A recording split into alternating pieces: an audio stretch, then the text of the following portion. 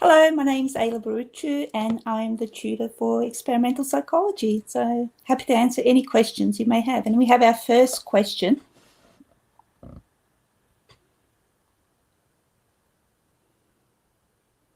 Okay, if you are interested in both, what are the main things to consider when deciding between PPL and EP? So by PPL, you mean philosophy, psychology, and linguistics versus experimental psychology. So they're relatively different degrees in the sense that obviously one is a double major with philosophy and linguistics, and the other is experimental psychology. With both courses, you can get registration with the British Psychological Association. However, it really comes down in what you're more interested in. So with experimental psychology, there tends to be a more heavy science background. So if you're interested in neuroscience, particularly how the brain works, then there is more of an emphasis on that side on the EP component, in the experimental psychology component. However, if you're interested in more philosophy and linguistics, then I would recommend PPL. However, it doesn't matter which branch you choose, as with both, you can become a registered psychologist. So yes, they're both fantastic degrees and I'll encourage both of them. We have some great academics in both. Next question. Do you offer any opportunities to gain experience in the clinical field within experimental psychology course? Clinical experience generally happens at a postgraduate or a later stage of your projects. There is some opportunity at an undergraduate level. However, one has to understand that psychology, or being a psychologist, is a clinical degree and it is a sensitive topic. So unless one has enough undergraduate training as a base, would be very responsible to expose students and clients to people who don't have the right training. So in the first 2 years, there's minimal. However, at a later stage of the course, there are some opportunities if you choose a clinical project. So as their third year project, some students might choose to work with clinical patients in hospital. So if you choose the right project, like that is targeting clinical work, then you will have that experience with clinical patients. However, across the country, actually, you'll find that there is little exposure to clinical patients at the undergraduate level. However, that doesn't mean you are unable to attain that experience. So a lot of students will volunteer for hospitals or other organizations that deal with clinical patients. So you can most certainly gain a lot of experience at a voluntary level. However, from a degree or a course level, generally this happens at a later stage at a postgraduate level. But having said that, there are some opportunities for those interested. What we're looking for in an interview. So, well, we're mainly looking to meet you and sort of have an idea of how you're able to cope with the course load. So the one thing I'll say, the questions we're asking are not necessarily based on any specific information. So all the questions can be answered based on the knowledge you acquire at a high school level, at a secondary level. So but the main thing we are perhaps interested is ability to think laterally, to think alternatively, and how you reason through questions as well. So and we're also interested about people who are interested in the course, of course. So have you actually looked into psychology? Have you considered it as a career path? There are so many different paths. So we're not looking for people only who are interested in becoming psychologists, of course, because there's also people who may go into research, some people go into government and policy, some people go into HR. So there's so many career options at the end of a psychology degree. But I guess the question is, why are you doing it? And have you looked into, do you have an idea what the course is about? But also, I guess the one main thing we're interested in is if you'll be able to cope with the course load and with some of the requirements. So we do, but we're not necessarily looking for any specific knowledge, but rather how you're able to reason with information. Are you able to think laterally? So I think the best interviews in general are people who are able to relax. We're there to just see what and answer the questions and take a risk. And yeah.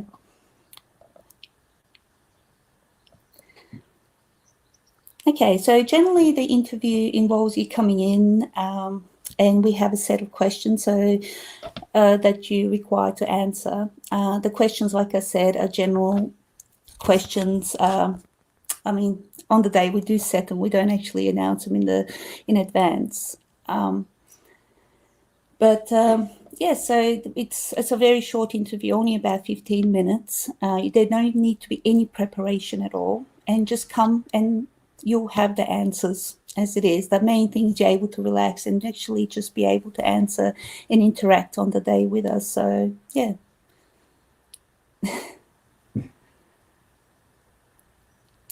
Oh, yes, the personal statement's actually very important. I personally do read the personal statements in itself. So the main thing with the personal statement, be very open about them, about your background. So not always have a straightforward, easy background.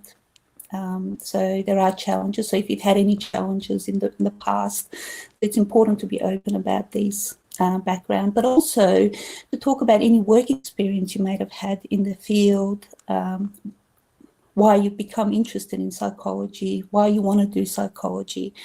And like I said, it's not all students want to be clinical psychologists. So some students are interested in research careers, other students are interested in going to government. Again, other students might be interested in more into business, marketing. So there's all sorts of different career options, but it's very important to to tell us why you're interested in psychology and what experience have you actually looked in these fields. So if you have any work experience in a field or if you've involved any projects, that's a fantastic thing to put in there. So it's also a great icebreaker so we can actually discuss it as well. So yeah, that's probably what I'd say.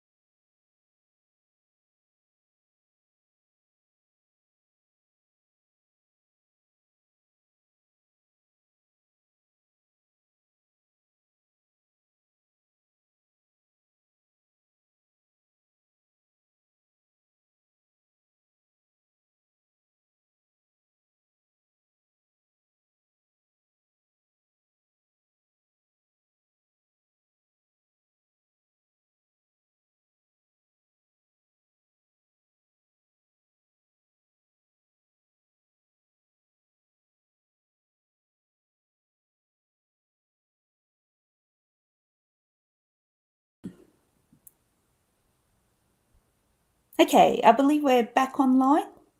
Yes? Okay, fantastic. So I'll reread the last question I was answering. How much choice is there in what I'll study during the degree? And I was just saying, unfortunately, in the first 2 years, there's very little choice, particularly if you are doing the experimental psychology component. And that's because it is an accredited course. So there's a certain amount of content that needs to be covered in order for it to be accredited by the British Psychological Association.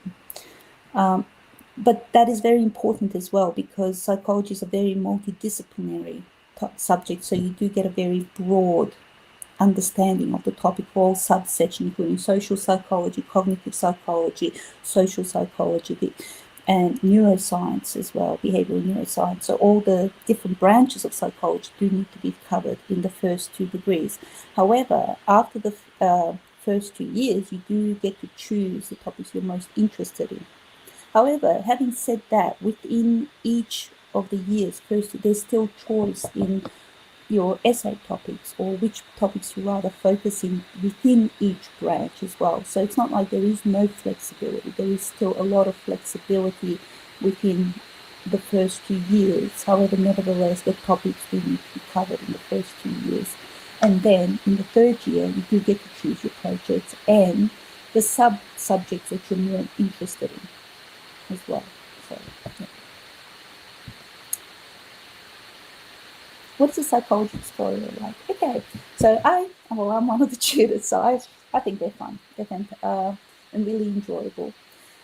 Especially the fact that they're in small groups. That means that, which is one of the big advantages of being in Oxford, actually, the fact that our tutorial groups only consist of 2 or 3 students at a time. And the idea, so you do go to your lectures, and then there are sets where you have to write essay or do other preparations for the tutorial. But we also get to discuss that topic on a one-to-one basis and explore it as well. So they're a very important part of your teaching, where you get to clarify various topics in detail with where we get to discuss it in a small group. So I like it because one can be very open and and really try and look alternative ways to explore various different subtopics in the subject itself.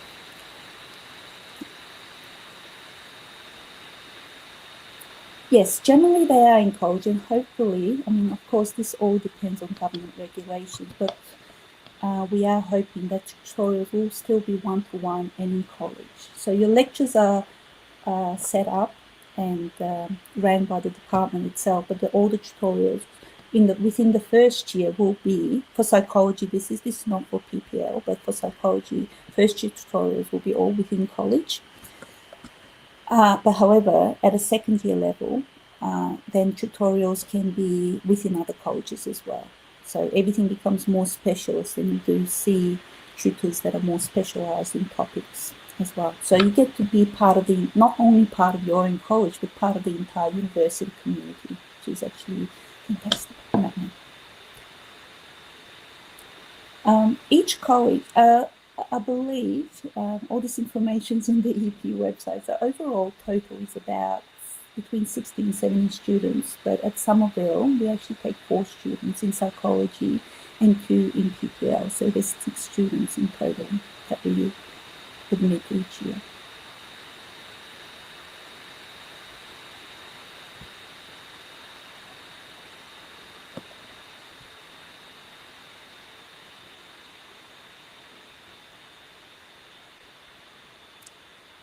How many contact hours do students have a week? So overall, the contact hours are close to 20 for first year psychology. So there are 3 lectures for psychology, and then overall it's 9 lectures, I believe. So give and take 9 lectures, and then you have tutorials for each subject, and on top of that there are laboratory, but it turns out to be approximately 15 to 20 hours a week. So there is a lot of time for independent learning as well, where you do a lot of research on the topics covered in lectures and preparation for tutorials. So it's very balanced in that way. Trying to encourage independent learning and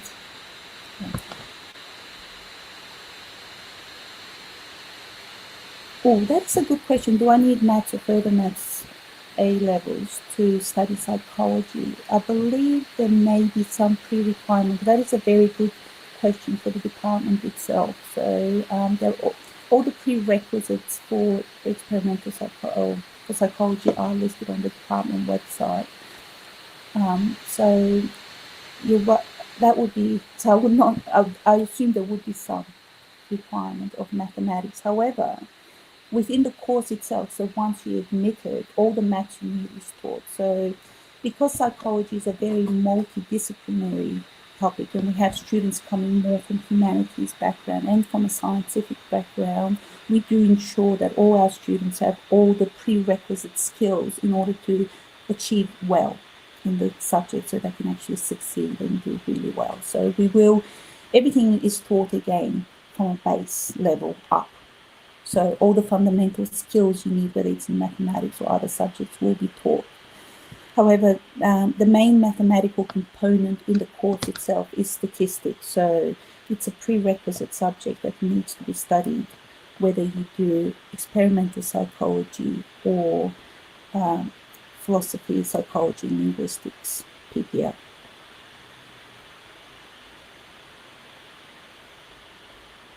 What experiments do students do during the course? That's a very good question. There are various experiments we do. Generally, the experiments, well, it is psychology, and a lot of it is human-based. The experiments are run within the class themselves, where in the first 2 years, pretty much your own cohort, your co-students, your colleagues, become the participants. So everyone participates in experiments, and then the data is analyzed as a group in general. But they're very depending on topics. So you do a lot of experiments where you are the participant, but it's topic-based. So for each topic and laboratory class that is related to that topic, you will have some experiment. And that's a very important part, actually, of psychology, because in order to be able to really understand the fundamentals and how the data is acquired, how we build knowledge about human behavior, one of the best ways to know is actually if you're in a position where you are a participant, and that is part of the learning experience. So yes, there will be experimentation. There's actually a lot of fun experiments. So for the psychophysics or the visual perception experiment, we do visual-based experiments. There's cognitive-based experiments. There's social sciences. We also do experiments related to qualitative research. So with that particular case, it might be accessing databases and how we're able to process data at a more qualitative level. So the experiments are designed around the topics that you are studying. So they're particularly tailored. And actually, the one fantastic thing is some of these experiments are very current, as in they are experiments that researchers would be currently running to acquire, expand knowledge base. So not only do you get to participate in research, but you get to participate and learn what's happening with the latest research in the field, groundbreaking research itself. Yes. Oh, and also there is another component where you can participate in research as a volunteer as well for course accreditation. What careers except psychology do graduates go on to do? Well, psychology, like I said, it's a very multidisciplinary topic. So there are a lot of options at the end of psychology degree, which is fantastic in that way. So a few there, obviously, the most obvious is that some of our, most, or not actually most, actually, small or some component of our students go on to become clinical psychologists. But not all our students go on to do psychology or do psychology to become psychologists. A lot of them do another component, go on to do research. So particularly if you're interested in human-based or neuroscience-based research, that is, other students will go on to do other postgraduate degrees. So some students might choose to go on to do law or transfer to medicine.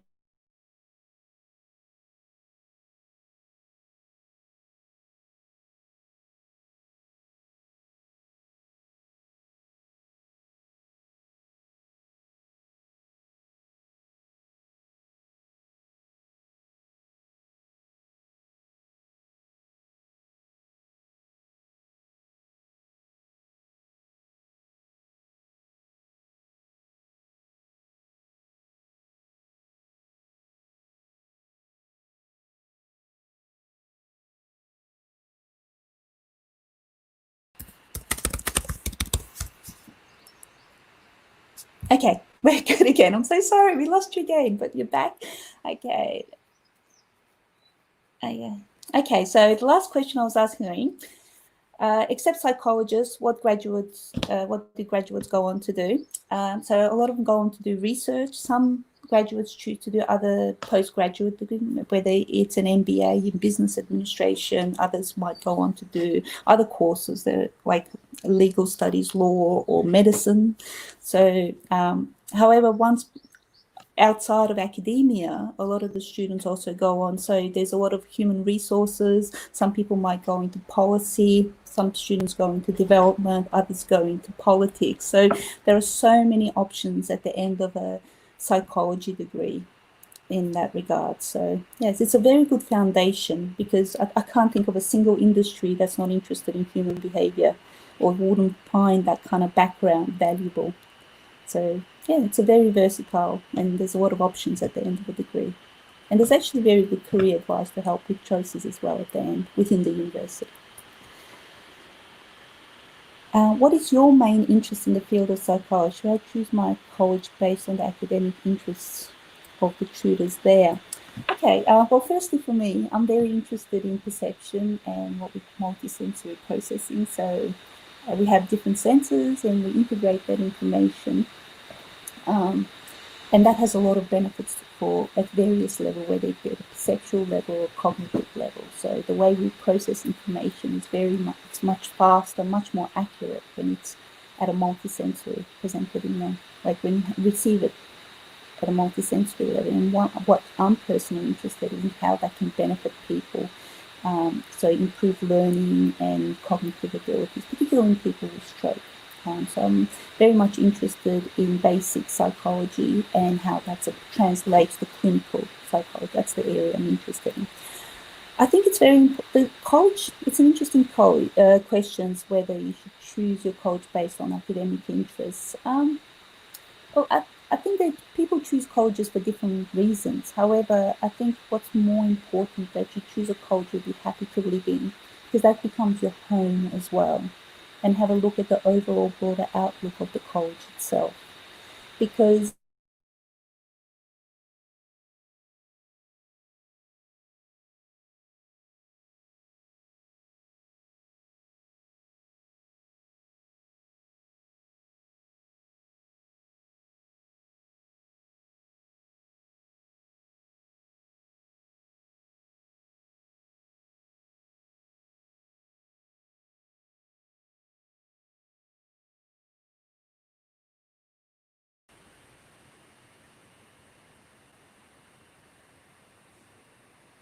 okay, so question again. Should I choose my college based on the academic interest of tutors there? I think it's more important. It's something worth considering. However, I think you need to consider this is where you're going to be living and spending most of your time. And you are part of the broader university community, not just the college. So if there's an academic with your particular interest, you do get to interact with these people anyway via the department. And as I mentioned, at second year level, the tutorials are actually delivered by experts in the field, senior academics mostly, or postdocs who work on particular topics. So that interaction is available to you just by being in Oxford with other people who specialize in the topic itself. So although I'd say it's probably worth considering, but I think it's important that the college you're in is the one you're most comfortable in, the one that suits you and your personality, is able to offer you the opportunities and the environment that you'll be most comfortable in. And yeah, so that would be my advice. How is the course structured? So the course itself, it's a 3-year degree itself. So the first year is pretty much about building. The first 2 years is pretty much about building foundation in the course. Like I said, there are people who apply for psychology. Generally, they have different backgrounds. So it's very important that we bring everyone to a base level. So we start, and that's where so the first year is about covering all the subtopics in all the first 2 years and actually ensuring that everyone has the sort of becomes on par.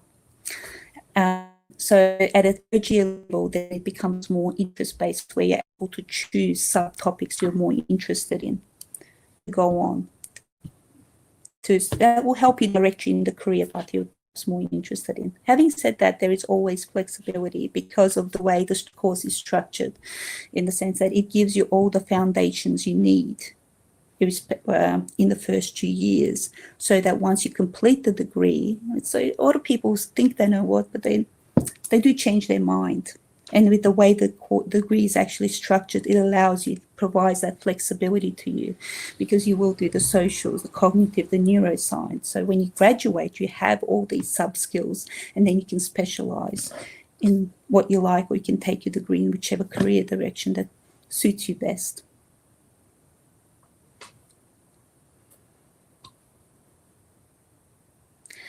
What is studying psychology at Somerville specifically like? Is there any difference about it? Well, I think the structure is the same in all colleges. So with all colleges, a first year psychology is taught internally. So the main difference being with Somerville is you'll have the tutors that are provided within the college. Also, Somerville does provide accommodation for all 3 years, which is actually a great option to have. So not all colleges do that. So that's something worth considering, the fact that you can live on campus for the entire 3 years. Having said that, because of current situation, global crisis we're facing, it's still unknown.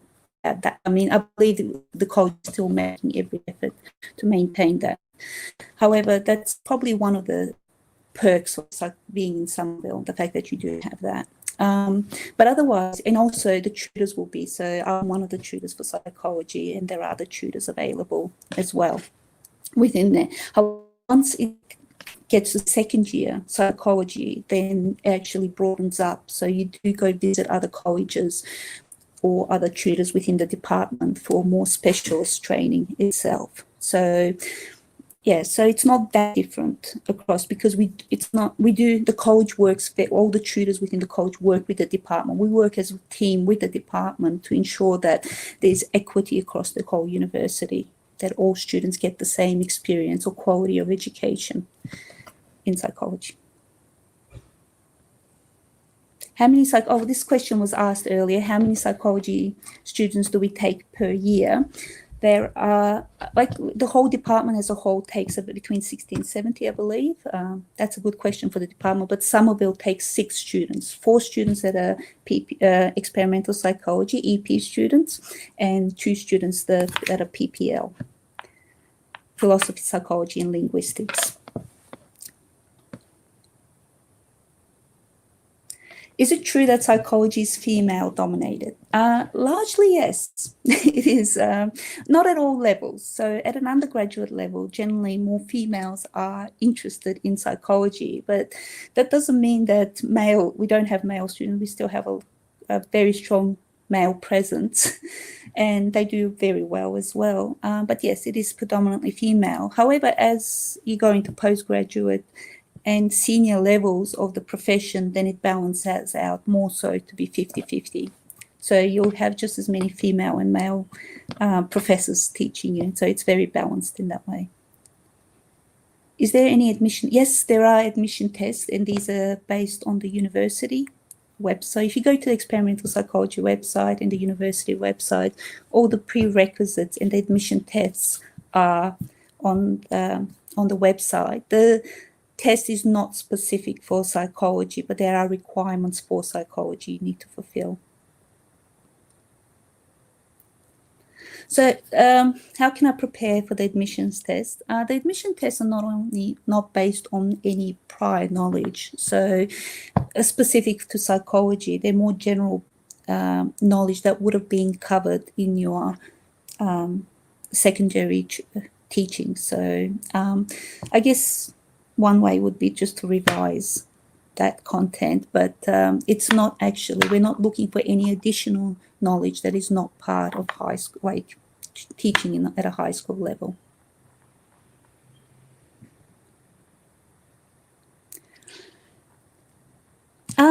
Okay, can I switch from PPL to EP or vice versa if I change my mind during the course? Yes, it is possible, but not necessarily advised. So I think it's important that you do think very hard about what you want to do. EP or PPL suits you best. And yes, sometimes there is some possibility to be able to switch, but yeah, it is possible, but not necessarily encouraged. I think your continuity is very important. What is the best thing about the psychology degree? Well, for me, I think the best thing is that you learn to understand human behavior, and it has so many options at the end of. So if you're in a position, particularly where you don't know where your career is going, it actually will open up a lot of doors. And also, if you're one of those people that are interested in many things, because it's so multidisciplinary in nature, and then it's a great degree, because you do get to understand about human behavior, not only in a biological level, but at a psychological level. And that just applies to everything in life we do, because we're social people that interact with others. So that's what I love about it, and that's why I do it, because of its multidisciplinary nature. Yeah, I think it's a wonderful course. Okay, thank you so much. It's been a pleasure meeting you. I just want to say goodbye, and I sincerely hope I get to meet you one day. Thank you for your time and all the lovely questions.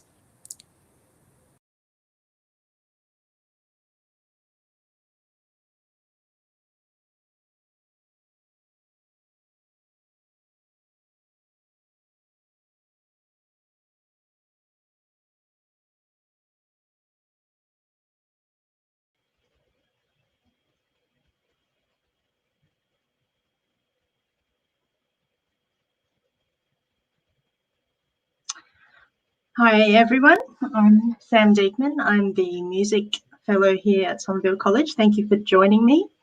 So we have the first question: is the music course at Oxford very traditional? Which is an interesting and important question. So I don't think it's as traditional as people might think that it is. There's a lot of options, especially at the finals level of the course, for you to really tailor the course around what your interests are. So there's definitely a space for those who are interested in things like the organ, chapel, choir kind of side of things, to pursue that interest and maintain that. But there's definitely been a diversification of the curriculum that some people outside of the university are less aware of, in that if you're interested in music psychology or ethnomusicology, or studying music in various kinds of ways, not just in terms of analysis and in terms of performance and composition, that is available too. So I would really encourage you to consider looking into the details of the course. If you think it's not for you, actually, there's students interested in lots of different kinds of musics and lots of different approaches to studying music, who can be served by especially the finals level of the course. Thanks. Okay, the second question is, what's the structure of the course and what options can I choose between? So this is a 3-year course, the undergraduate course, and in the first year, it's the prelims level of the course. And so in the prelims level of the course, which is something that we're actually discussing and is, under ongoing review, shall we say, there's an analysis aspect to it. There's a kind of a techniques aspect, which currently seeks to kind of provide some foundations around keyboard skills and around sort of harmony and counterpoint type stuff. But the real core of the course is around thinking through kind of different musicological and music history topics, music psychology, and all of these things. And then you also have 4 options: performance, composition, ethnomusicology, and this course called Foundations in the Study of Music, in which you choose 2. So I wish I could kind of show you the course structure for that. And then at the finals level, which is the second and third level of the course, the only really compulsory topics there are again these topics that used to be called music history, but are now called compulsory topics. And that's just because some of them, like my own, which is about history and philosophy of music education, aren't this kind of periodized music history kind of structure that you might think of when you think of music history. The rest of the course, as I mentioned before, is extremely sort of customizable to what your interests are. So I've got students who are really, really interested in, say, analysis, who might do an analysis portfolio of a particular work by a particular composer, And then I've got people who are really interested in ethnomusicology who go and do field work and do an ethnographic kind of study. So there's a lot of opportunity for that. And then I've got people that are really interested in, say, choir, who might be able to do a choral performance, or they might be able to do orchestral conducting or choral conducting, and those who are more interested in performance. So it's very customizable in that way. Yeah, thank you for the question.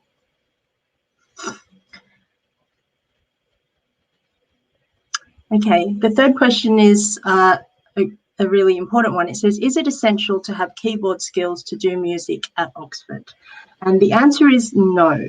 So even though I said that at the prelims level, there is currently this particular course called keyboard skills, which everybody has to do, that doesn't follow through into the finals, and it doesn't have any sort of impact on your finals grade, if you will.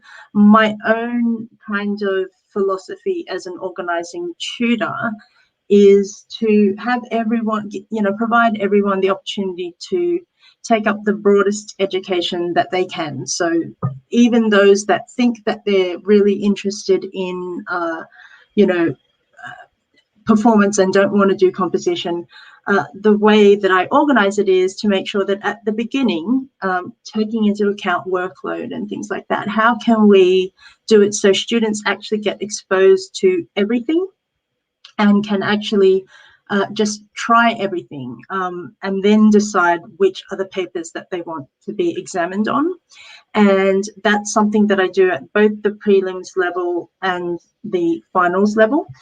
And it's sort of surprising. You have students that are, in every year I've done that, you have students that end up switching from the topic that they thought they were going to do to a different topic, and so they're glad for that approach. And then you have students who actually say, well, I'm glad I got exposure to that, and it's sort of just confirmed to me that this is kind of a pathway that I want to take and that I'm interested in, but it still sort of enriches their thinking and their practice in terms of their primary interests. And so that's the way in which I see keyboard skills. And so the other thing to say about that question is around admissions, because, of the way that admissions works at Oxford, there are different kinds of approaches to the admissions interview, and some at Somerville College, we do not have a keyboard skills aspect to the admissions interview.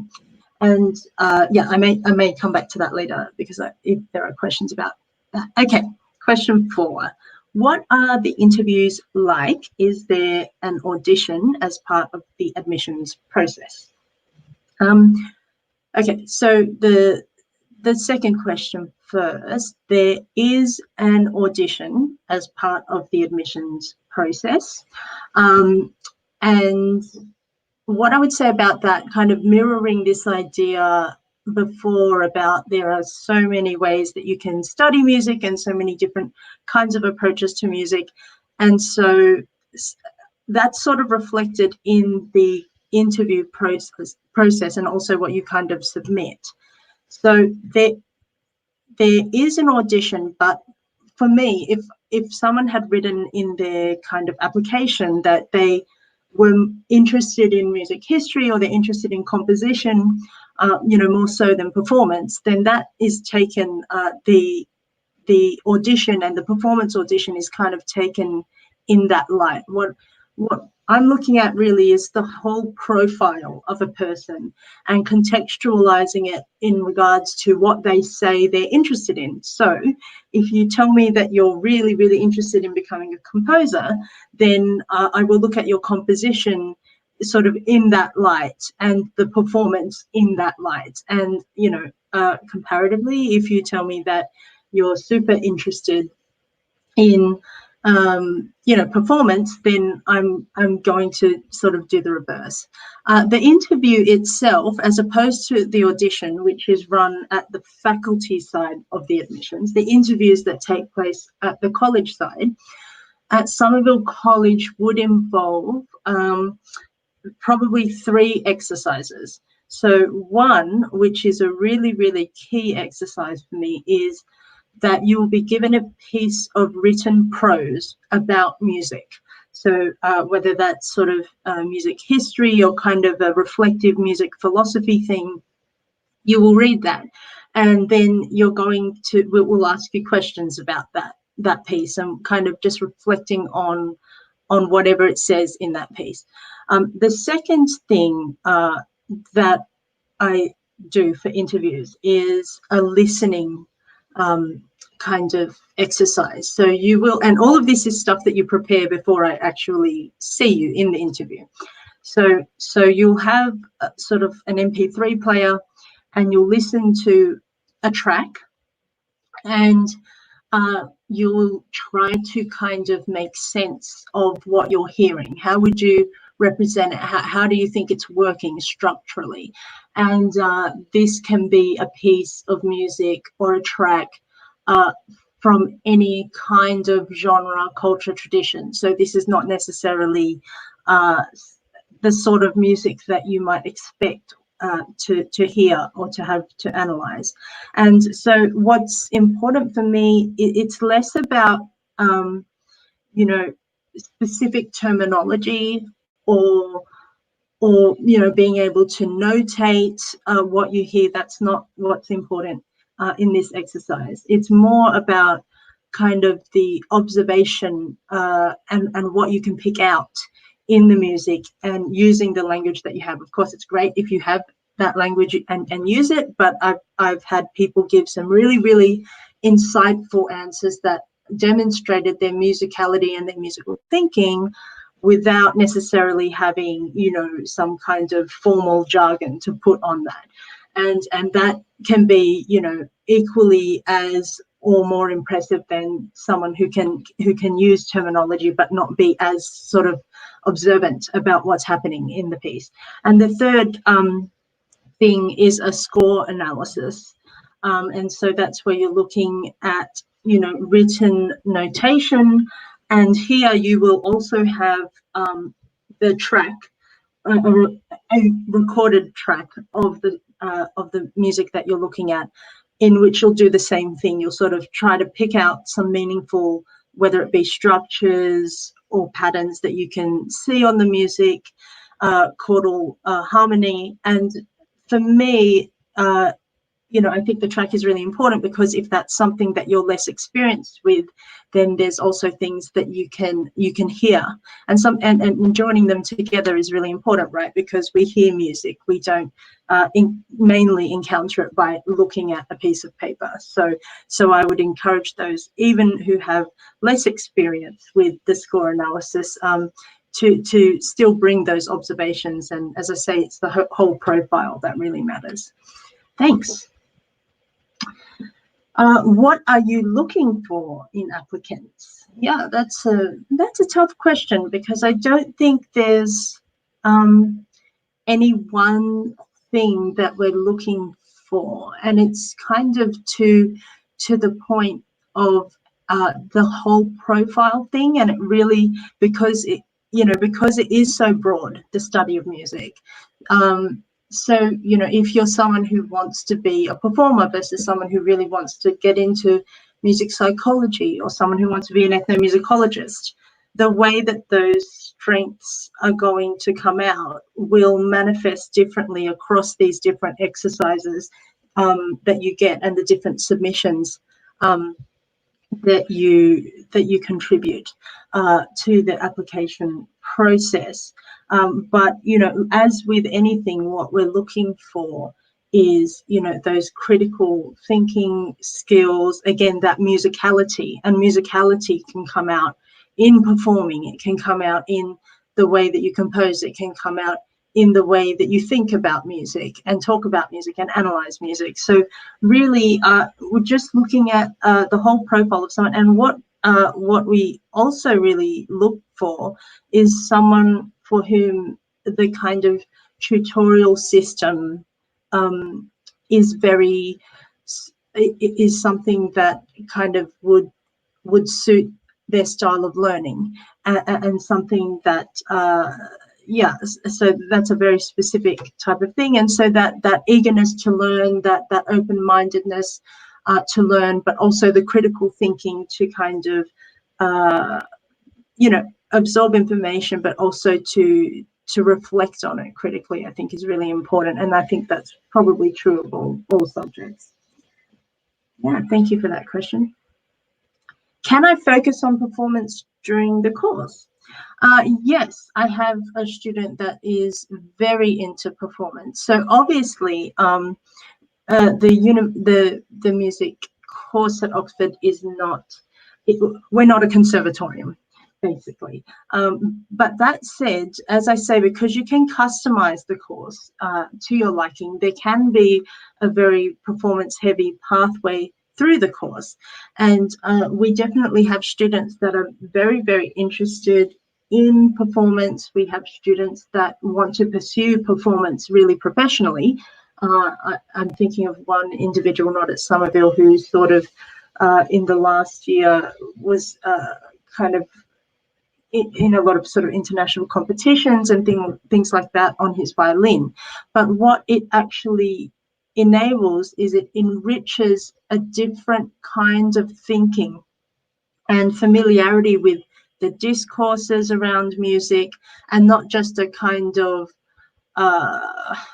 linear music history background, but actually thinking critically around what music does. And as I said, that really enriches your musical practice. It's the idea of bringing certain kinds of musical thinking to bear on things like music history, but also vice versa. And I think that really enriches, the skills and knowledge can both be developed and can really enrich each other. And then so that individual that I'm thinking of now is going on to do a kind of postgrad at a conservatoire. So I think it can set you up for some very good thinking around your practice.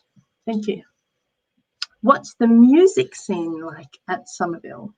Yeah, so we have a pretty lively, I would say, music scene at Somerville, and of course it's what the students make of it. So one of the first things is that we do have a choir at Somerville, which is run by Will Dawes, who's a great choir, a very sort of fun and well-skilled choir conductor. But it's sort of not a very, it's not compared to some of the other choirs at other colleges, not super high commitment, in the sense that you have the one rehearsal during the week, and then you have the weekly kind of performance, because it's not always the same at choral reflections. And then you have the sort of choral contemplations, we call them, at our chapel. But outside of that, we have Somerville Music Society, which has a lot of exciting things going on. Actually, I would encourage you to look at their Facebook page to get a little bit of a snippet as to what that looks like. They've been doing a series while we've been in lockdown called Listening in Lockdown, I think, and you'll see there some of the different kinds of music practices that we get to feature as part of our Somerville Music Society series. And so we're working to ensure that, everyone feels welcome to contribute to that. You'll see that it's not just music students that contribute to that, but it's also students that play music from a range of different courses in Somerville, and that, there's everything from jazz to pop music to electronic music to orchestral music. We have an orchestra which is run by the students, which is wonderful, the Somerville Orchestra.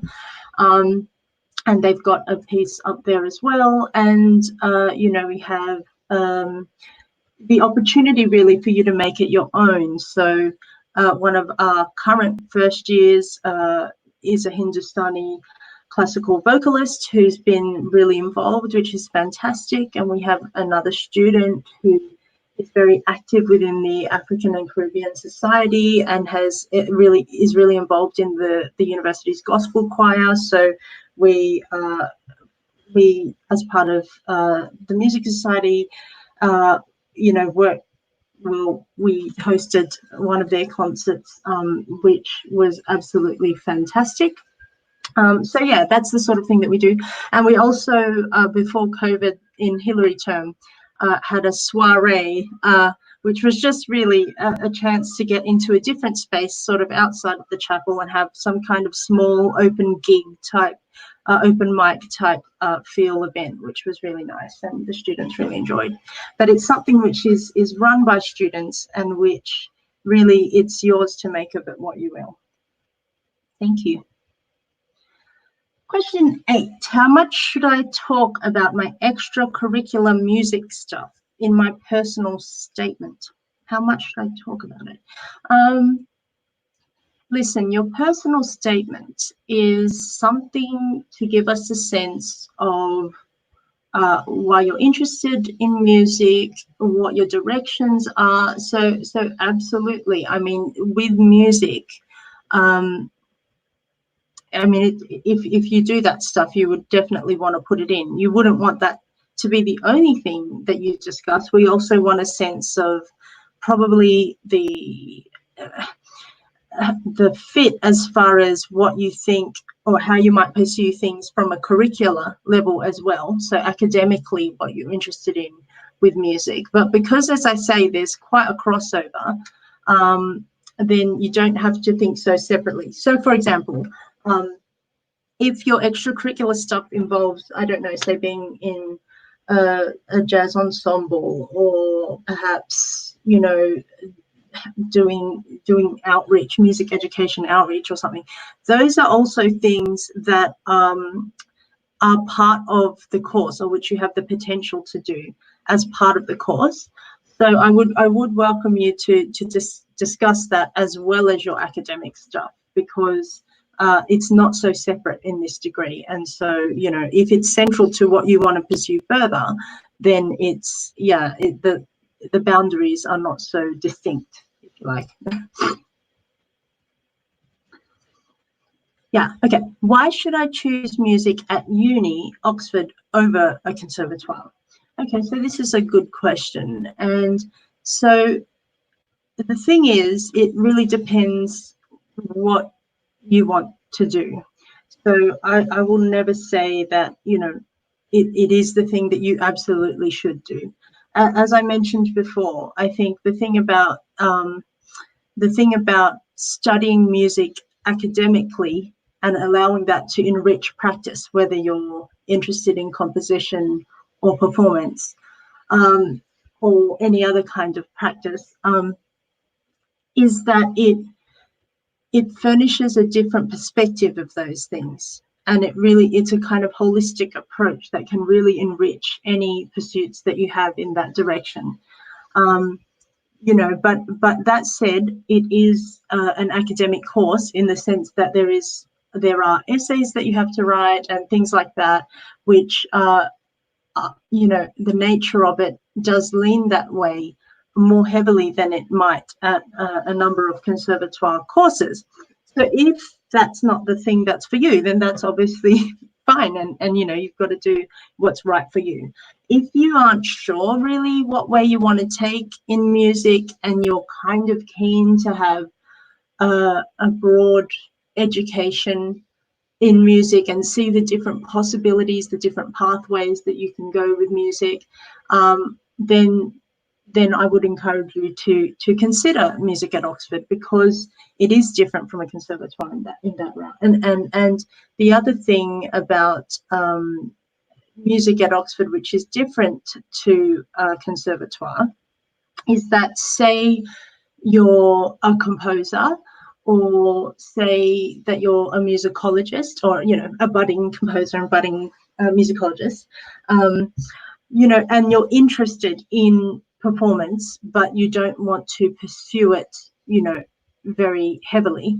I think Oxford is actually a really great place to do that, because there is so much going on, not just in the college life, but musically around the university for people both studying music and people who are not. I think some of the kind of culture around performance is shall we say, less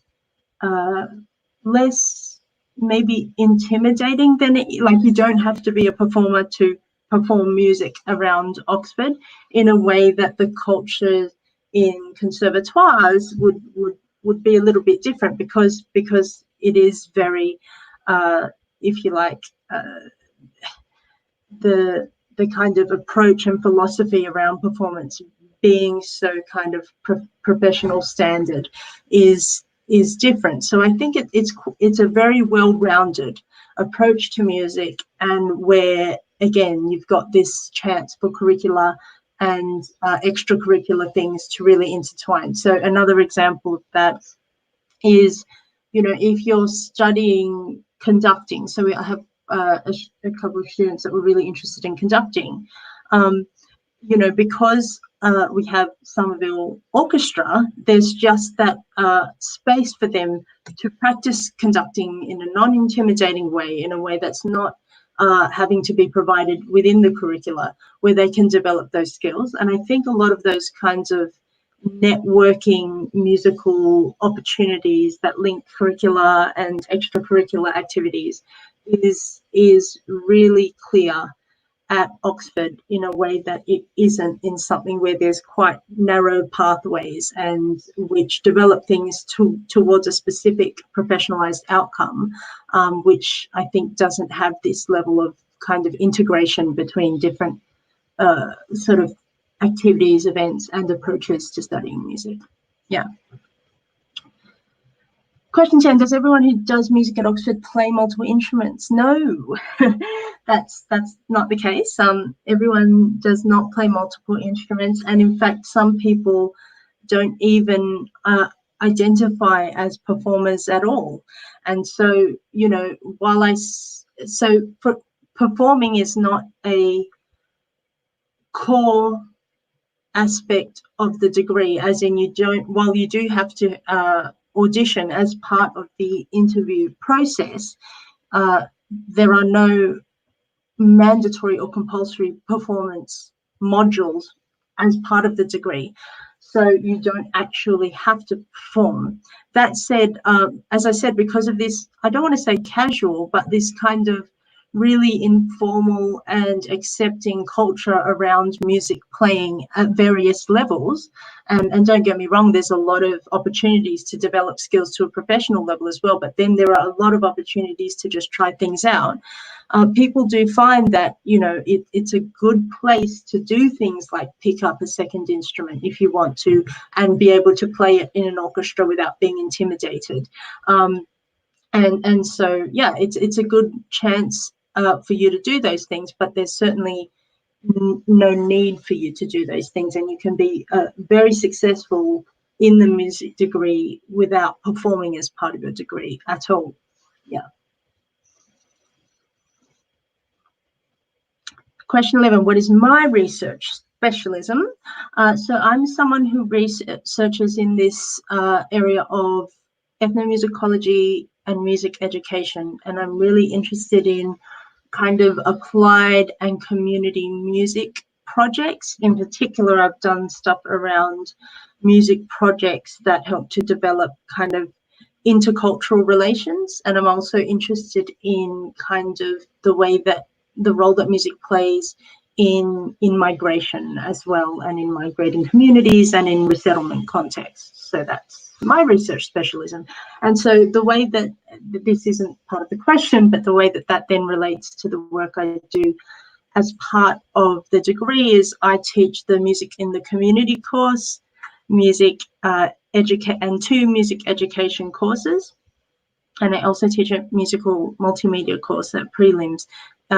We have a rotation, so I don't always teach that every year. And one thing that's important to say is that, I teach, and then as part of the college system, I teach my own students things that I don't lecture on within the college as well. And I would, I would welcome sort of students that are interested in anything. It doesn't really matter if you're not particularly interested in music education or community music or any of those things. And those are in those courses, students go out and take placements and work with different communities and sort of use music in a way that's increasingly part of professional practice. You know, a lot of orchestras do it, and a lot of kind of music industry organizations do it. But it doesn't matter if you're not interested in that. You can come to Somerville and do really any kind of music, because you basically, students that are at home at Somerville still take tutorials and lectures with different people in different colleges. Which colleges are best for non-choral organist students with lots of orchestral and other performance opportunities are best for non-choral organist students? Yeah, look, I mean, I think that all students can do well in all colleges. I think that question is more for just seeing which colleges do have opportunities for organist and choral students. So, I mean, at Somerville College, we have students that are not into that at all, and that's totally great. And so there's a lot of opportunities there. And then we do have students who are. So I think, yeah, I mean, I think at Somerville you'd be very welcome, but there are many other colleges where that's the case. So I encourage you to look into them. Anyway, thank you so much for joining me. Oh, and answer this one.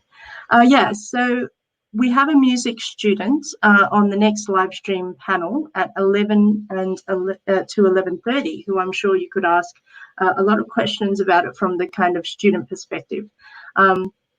Okay, so look, thank you so much for joining, and I hope that I get to meet you, and if it's of interest that you apply and that I meet you at interview. But yeah, thanks for dropping in. Bye.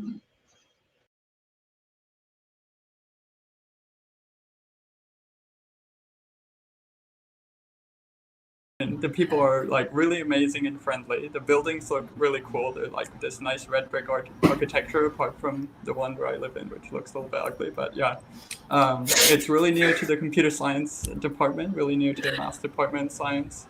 Yeah, it's just like really good all around. So I think I chose Somerville because, like for me, because I was personally interested in certain modules of music, and these professors that are teaching at Somerville were kind of like experts in the field in that particular module. Sorry, so I was quite interested to learn about it, like because I kind of want to do music ed, and our professor, our personal tutor in Somerville, it actually specializes in music ed. So that was something that I wanted to kind of learn from her and have her sort of guide me through that. So that is one pretty big reason why I chose Somerville too. Yeah, I chose Somerville more because of the type of college it is. It's quite, it's not super small, but it's not one of the big, scary Oxford colleges either. It's quite a tight-knit, like, cute community, and it's not too formal, but you still get all the fun, like, Oxford experiences. So I think it's a perfect, like, in-between the super crazy Oxford colleges and the very relaxed ones as well, so. okay, question 2. What was your interview like? I don't know. I absolutely found my interview just really scary, and I don't really want to think about it again. I think my best advice would be that like you just literally have no idea how your interview went. If you think it went absolutely horribly, it might have gone well. And like literally everyone told me that when I had interviews, and then I thought like, oh yeah, they're just saying that. But yeah, no, I think all my interviews went really, really badly, and I just like was crying at the end. But that's kind of the point. So. No. The interviews themselves, I mean, obviously they're terrifying. That's expected, but I think because there there are Somerville students there to kind of like help you through it. And the whole experience itself, for me, was actually quite fun, obviously barring the interview itself. But if you go into it with sort of like an open mind and you just say, okay, they're here to see how I think, so that's what I'm going to show them. And you just kind of say what's on your mind. And even if you make a mistake, you know, you realize that, you correct it. That's also what they want to see. So I think, yeah, kind of go into it with an open mind and just sort of show who you are and how you think, rather than try to get everything correct at all possible opportunities. So because I'm a music student, obviously I'm doing an arts subject. So I think one of the biggest sort of takeaways from my interview was that I had to show them that I was actually truly passionate about my subject, and not like I'm studying it because, you know, like, I don't know, it's cool. I mean, it is cool, but like I also had to show that I was really passionate about it, not just in the way that I wrote my personal statement, but also in the way that I was trying to answer my questions. So I think that, okay, so my interview had like 2 parts, and one of them I was quite unfamiliar with because we'd never done that sort of thing in school before. So I was really nervous about it. I remember before my first interview, it was like a passage that we had, and we were meant to read through it, analyze it, and then they said, you're going to have a discussion later. It was one entire page, and I feel like I didn't understand a single thing that was on there. So I was like, panic mode. Okay, it was so scary.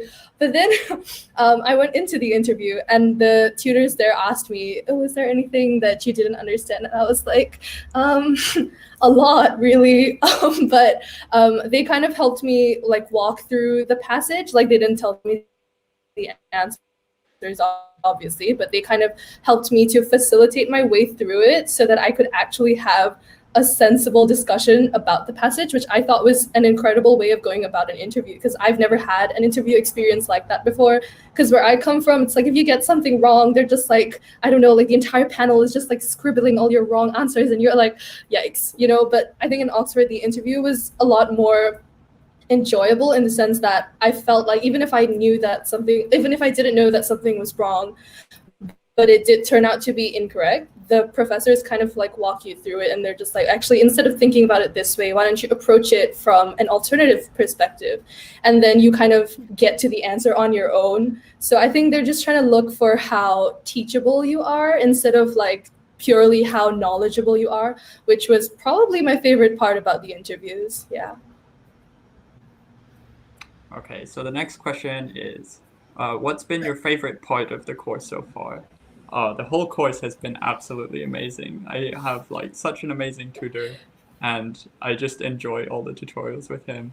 I think my most enjoyable part of like my actual course, so computer science, has been, I don't know, just doing things in a more formal way, kind of getting, and like functional programming has been really fun. It's kind of very different from the type of programming that we've done before. So everything is done very rigorously, and kind of you really learn to approach things from a new perspective. And I think when I look at something now compared to a year ago, I kind of look at it with a very different eye.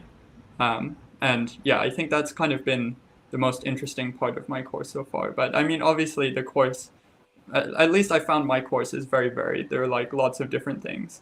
And you know, every day you can kind of be learning new things and understanding different things that you didn't understand before. And the whole time, you know, everyone's trying to help you through it and really make sure that you have like a really nice experience learning about a subject that you're really interested in. So I've enjoyed pretty much everything, but yeah, I think that's kind of my main takeaways from the course so far. Yeah, honestly, I think this is quite a hard question for me to answer. I didn't have the opportunity to do psychology back in school.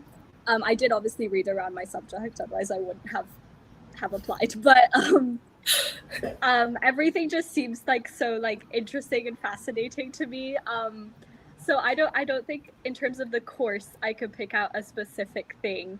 But in terms of how it's taught, I think specifically at Oxford, I really enjoy tutorials, which are like the one-on-one or like 2 people and 1 tutor, 1 professor. Because you have such interesting discussions that go way beyond what you've like learned in the lectures, and in your reading as well. And you can really develop just the randomest ideas that you've had while you were reading something and explore that. And I really think that's the thing that I've enjoyed the most. something that I find really interesting about my course is actually that I think, contrary to what most people think about a music course, it's not actually just performance or, I don't know, I've gotten a lot of, so you just sing all day, don't you? And I'm like, not really. Um, so I think it's really like interesting to go through my course and actually find out so much about it that even I didn't know. So in our current year, we've done a lot of modules like that combine music with a different humanities subject. For example, music and politics, music and history, music and psychology. So it's just like they kind of give you a little bit of a taster of each of them before you kind of decide which one you want to do for your exams. And obviously there are the sort of more typical music modules as well, like analysis, composition, conducting, and everything like that. But I just think that my favorite part of the course is that it's so broad, like there are so many different fields of music that I never even knew about. And just learning about them from these like professors who are legit the best of their field, like on the reading lists, you read their books. That is crazy. I still find it so mind-blowing. And I just think it's such a wonderful privilege and an opportunity to learn from these people who are just so they're so good at what they do, and you get the chance to learn from them. And I think that's just been one of my favorite parts of the course. Yeah. Okay, so the next question. What was the experience of applying to Oxford like? How did people around you react? Was it competitive? Did you feel it was a long shot, etc.? I don't know. I think this kind of varies from person to person. So at my school, quite a few other people were applying to Oxford, and I kind of felt like maybe I was one of the weaker applicants. And a lot of other people had done like a lot of prep for the interview, or they'd kind of done like math challenges and gotten all these medals and things. And, I had kind of done the math challenge, but didn't do very well. And, I was new to my sixth form. I kind of felt like maybe I was just, it was a little bit of a long shot for me in a way. But at the same time, I always knew that this is kind of a course that really is interesting to me. And I think that, that's what's important. And at the end of the day, they're not, the whole application process is about you. It's not about, how much prep you've done or what school you go to or this or that. So if you're really passionate about your subject, then you should definitely apply, and there's no reason not to apply. I would say that, there are definitely parts of the interview process, of the application process in general, that are quite scary, So depending on what you do, you might have to do a entrance test beforehand, and then obviously you have the interviews, and then you've got a really long wait where you don't know what's going to happen. And then if you get your offer, then maybe you're really worried that you're not going to meet the grade. Certainly I was. So there's it's kind of very much a roller coaster journey and just lots of things happening. But I mean, especially probably it's even more difficult now when people can't come in person to come to the open days physically and stuff. And, maybe your schooling experience has been a little bit disrupted by the whole coronavirus. It was kind of already quite a stressful thing to do. But at the same time, I think that everything has been, they really help you through it. And there are other people who are going through the same thing. And the point of the application process is not to try and intimidate you or scare you or whatever. It's really just to try and help you express and be the best kind of applicant that you can be and show what you have to offer. And, also for you to decide if this is something that's interesting to you. So, yeah. Yeah, I think that pretty much sums it up. I felt a lot of pressure at first, and then I realized that pressure was coming more from myself than from the people around me. And I thought that, I just had to get in. There weren't that many people from my school applying, and a lot of them didn't get through to interviews. And then I realized that my teachers did they were guiding me through it, and they believed in me, but also if I didn't get in, nothing was gonna happen. I had other options. And yeah, I think especially September, October were very hectic months, finishing up personal statements and things like that. But yeah, I mean, all in all, it was stressful, but it kind of calms down towards the end. It's all sort of worth it. And once you realize that the pressure does mostly come from within, at least in my case, kind of realize that it's not that big a deal if you don't get in. It is obviously very upsetting because it's something that most people have wanted for a while, but yeah. For me, I think my timeline was slightly different because where I'm from, our years go, like our academic years are from January to December.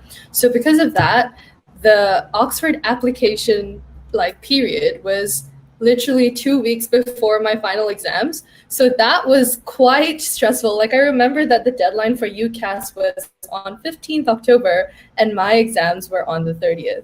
And I was like, so I mean, obviously in that particular period, it felt like really stressful. And I was just kind of, I was like fumbling with, having to study, but also trying to get out a personal statement that is like of a quality that I'm happy with and just all that sort of stuff. But I think I quite agree with what Ines said, that like most of the pressure that I was feeling was really because of my own personal goals that I set for myself. But besides that, I think that not many people from my school actually applied to Oxford. I think most of them are studying locally, so they didn't really apply overseas at all. And so in that sort of way, I didn't really feel like it was incredibly competitive or anything. And also, it kind of did feel like a long shot, honestly, because I was like, what are the chances, as we all do. But I was also kind of just feeling that if, what's the worst that could happen? I just won't get in. I mean, that's it, right? I mean, it's not like the end of the world, like Ines said. And it's just like, it's just something that if you feel like you're passionate about it, like Kai was saying, if you're passionate about what you want to study, or you're passionate about your subject, I feel like Oxford is such a great place for you to kind of, experience that and like kind of develop your passion for it and make you see a lot of things that you have never actually experienced before. So overall, I would say it was a pretty good experience, even with the bad parts. Yeah. Okay, so we have another question. How much of your time is spent working versus socializing? What clubs or societies do you do? It varies a lot from person to person. I do tons and tons of clubs and societies, but at the same time, I don't really go to parties or drink that much because that's not really my thing. So in the first term, I did walking. No, I didn't do walking. I did caving, scuba diving. That was with the university. With the college, I do the board game society, knitting society. Then in the second term, I did choir and walking and rocketry society. So there are just like so many things that you can just join in if you're interested in. And you can just try a little bit of everything. There are like so many different things that I would never have had the opportunity to try otherwise. And definitely, it's very possible to balance your work with all sorts of other activities. I would say that if you want to do like a big walk to Wales on the weekend with Walking Society, then you just kind of prioritize your work a little bit and make sure that you hand in all the problem sheets by Friday, and then you have the weekend off to do your walking. But the work is also manageable. They're not going to set you an impossible amount of work to do. I think that's one of the things that I was worried about coming to Oxford is you kind of have this image that like everyone is just going to be working constantly, and that if you don't put in like 1,000% effort, then you're going to fail. And it's not true at all. They set you a very reasonable amount of work so that you're going to be working quite a lot, but you'll still have plenty of time to do all sorts of other things. And if you're interested in different things, you can try that as well. And yeah, definitely, I think university is just such a great experience to meet all sorts of different people, and particularly the Oxford structure with colleges and like different societies and stuff makes it really easy to meet lots of interesting people, and also to spend time doing things that you enjoy that are not necessarily related to your studies. So I think that, yeah, definitely, it's very easy to balance those things quite well. Yeah, so I definitely don't do as many societies as Kai, but I am part of the dance society, which I do every week. And yeah, I mean, it is like realistically, it is more work than other UK universities. You will like notice that difference when you talk to friends from like back at school and stuff. But if you're organized and you sort of just like regularly work on whatever it is you have to hand in that week and just sort of plan in your working time, then there is plenty of time for going out and socializing or joining societies or whatever it is you want to do. And yeah, you just really have to be organized, and then everything falls into place, and you do have enough time to balance like social and work life, so you don't really have to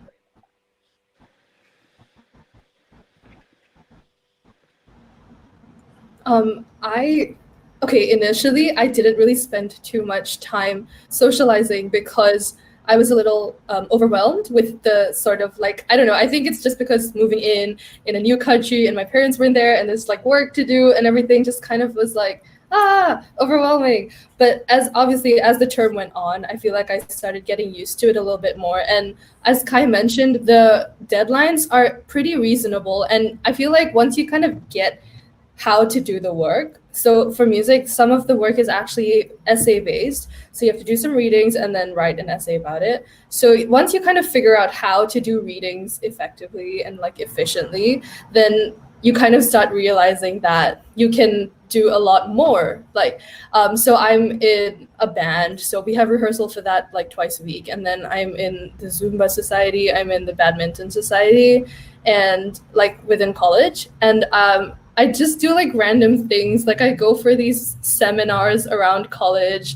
because I'm a little bit of a nerd and I just love like old musical seminars. So I'll just like pop in for like a few of them once in a while.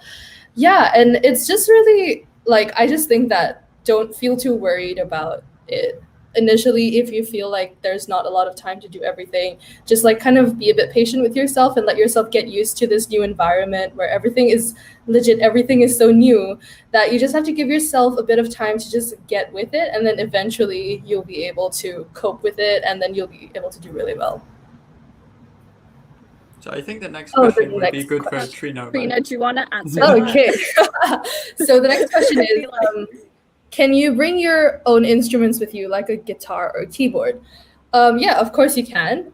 There are just some sort of like rules about how, about noise, which you have to adhere to, obviously. So please don't like shred an electric guitar at like 3 a.m, because then you might get deaned. So that might be a bit of an issue. But other than that, I think it's pretty chill to bring your instruments with you. I actually brought my ukulele with me. And if you're a music student, you get a keyboard to put in your room. And if you don't want to bring your instruments, you also have access to the music room, which you just have to book, and it's free. You have to book the music room and then you can use the instruments in there. If not, there's also a piano in the chapel which you can use. And also in the music faculty, there are a bunch of music rooms where you can practice if you want to. If you let's say, nearer to the date you run out of space and you don't have enough baggage to bring your instruments, you can always just go to the faculty and just get a room, and then you can have your practice sessions.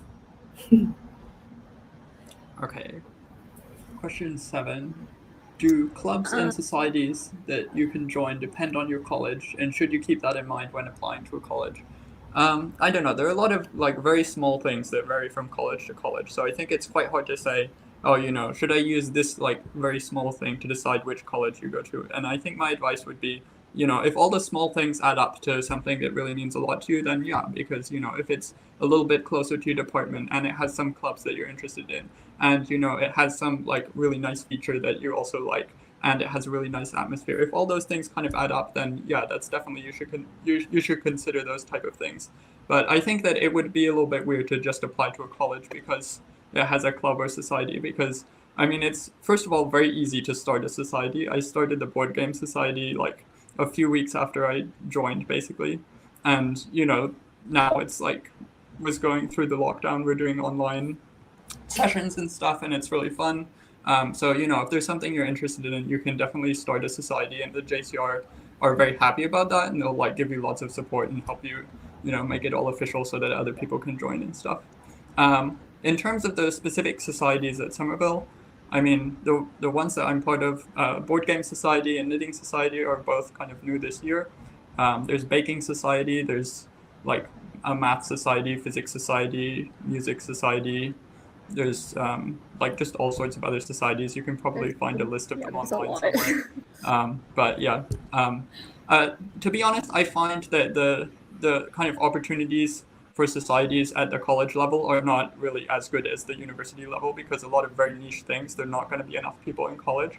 And also it's quite interesting to just meet people from different colleges. So if you're really into clubs and societies, then you should also consider the fact that like at any college in Oxford, you can join the university societies, and then you can do like whatever like weird medieval sport you want to do that like only 3 other people in the university are interested in. That's fine. So yeah, I would say probably don't base your decision on that. I just wanted to clarify that because basically there's either the university level societies or college level societies, and most of the bigger societies will be university level, so whatever college you're at, you can join those ones, and then I guess each college probably has their own individual societies, but yeah, as Kai said, you can easily start one, like the student committee will like help you set it up and stuff, but yeah, there's both levels, and you can find the university level ones easily online if you look it up. So you can see if the one that you're interested in, you can easily join whatever college you're at. Also, just like regarding choirs and things like that, if you are interested to join a choir that is not Somerville choir, you can actually audition for other colleges' choirs. Like I have a friend who's in Balliol College choir and another one who's in Exeter College choir, but they're both studying in Somerville, so I don't think that the college really limits you in that way. You can really try out for those kind of things. Like you just have to show up to the audition, and then you can apply, just audition. Yeah, I don't think apply. Yeah, audition. Sorry. So we have another question about what is the accommodation like? I don't know. It depends. I mean, obviously, we can only answer for Somerville specifically, but so in first year, there's like a couple of buildings that you can be assigned to, and it varies quite a lot depending on what building that you get. So I'm not gonna say that all Somerville accommodation is amazing. I mean, it'll be fine. At the end of the day, you'll be with cool people and like you'll make friends, and that's ultimately what matters, I suppose. And they're working on it. They're working on getting kitchens in every building and things like that. But yeah, I think it really depends, which is a bit annoying, I suppose. So I guess the building that everyone in Somerville sort of dreads is called Vaughan, and it's just because the rooms are a bit smaller, and we have 5 minutes left, we'll try to speed it up. The rooms are a bit smaller, and I guess in general the facilities aren't as nice as the average of the college, but ultimately, I mean, I don't know, I'm not in Vaughan, but yeah, I think ultimately it should be okay. One of the similarities across all the accommodations is that you get a personal room, like you have a room to yourself, and there's a shared kitchen and shared bathrooms on each floor. So for first years, I think unless you have a medical reason, then you get like you have your own room, and then you have a shared bathroom, but you don't have the ensuite option until second or third year when you have to ballot for your room. So that is the only time you get to get ensuites if you don't have a medical reason or a health reason that requires you to have an ensuite in first year. Yeah. And lots of people get really beautiful rooms in second and third year because, there's some really nice modern buildings that just finished that are like all nice and new and en suites and like lots of light and everything. Yeah. So yeah. And Vaughan is not that bad. It's quite social as well. So yeah. Just saying. But yeah. Okay, so what are your tutors like? Are they intimidating? Personally, not at all. My tutors are all really sweet and they're really helpful. You can honestly ask them whatever questions and they won't like tell you you're stupid or anything. Yeah, personally, I love my tutors. They were always really helpful and really sweet. Of course, my tutors are actually really cool. I think that they're pretty much what you'd expect a music tutor to be. Like they seem really like, I don't know, they seem really approachable and friendly, which they are, but they have like some really strange quirk. Like we have this one tutor who can just like randomly speak 8 languages fluently, and we're like, what? That is so cool. But yeah, I think that all of our tutors are actually really they're really nice. They're very easy to get into discussion with, like with regards to the subject, but also other things like if you want to talk to your, like, personally, my personal tutor, she's really, really sweet. And like, if I have anything that's like bugging me, which is not course related, I can still feel free to talk to her about it. So that's something I'm really thankful for. Okay, maybe Yeah, we I think should for computer keep going. science, the tutors are like, well, I don't know. Our main tutor here is Quentin, who will do most of your computer science tutorials probably, and he is just absolutely amazing. He's like literally the most amazing tutor ever, and I just love every tutorial with him. So yeah, I cannot speak highly enough of Quentin. He is like, his tutorials are just so fun, and you like have such great conversations, and like his just way of like explaining things Okay, and just maybe one more generally going question? about everything is good. Yeah. Okay, maybe you can try one more question. What's been the highlight of your time at Somerville so far? This is gonna sound very cheesy, but it's the truth. I think honestly, the people and the community of the college itself, I really wasn't expecting it to be so tight knit, and everyone is just great. And I've met such amazing friends there. So honestly, I do think that has to be the best part. I completely agree. It's like you get to meet all sorts of people from like all over the world. And I don't know, it's just really crazy to like think that, you know, I don't know, like I'm from Singapore and then like my really close friend, she's from Washington. Like, I don't know, I just think it's like really wild. Definitely at Somerville in particular as well. The type of people there are just like all Yeah. really nice and friendly. And I think that, you know, it's definitely one of the best atmospheres of any college. And I don't know, the second best thing is we had alpacas, which was really cool. Oh yeah. And we can walk on the quads. Yeah. That's always it's like a big flex. Honestly, once you're in Oxford, it's a big flex to walk on quads. that you can walk on the grass. Yeah, man. And then you're just like, why is Somerville the best? Because you can walk on the grass. No, for many And we other have reasons too. great But at brunch. Fun that's fact. true. That's true.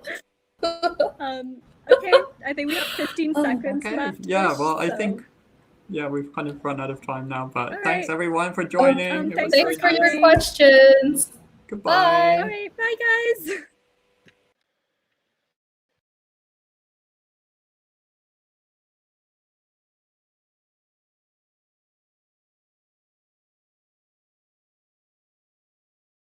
Will work experience be looked at considering the pandemic?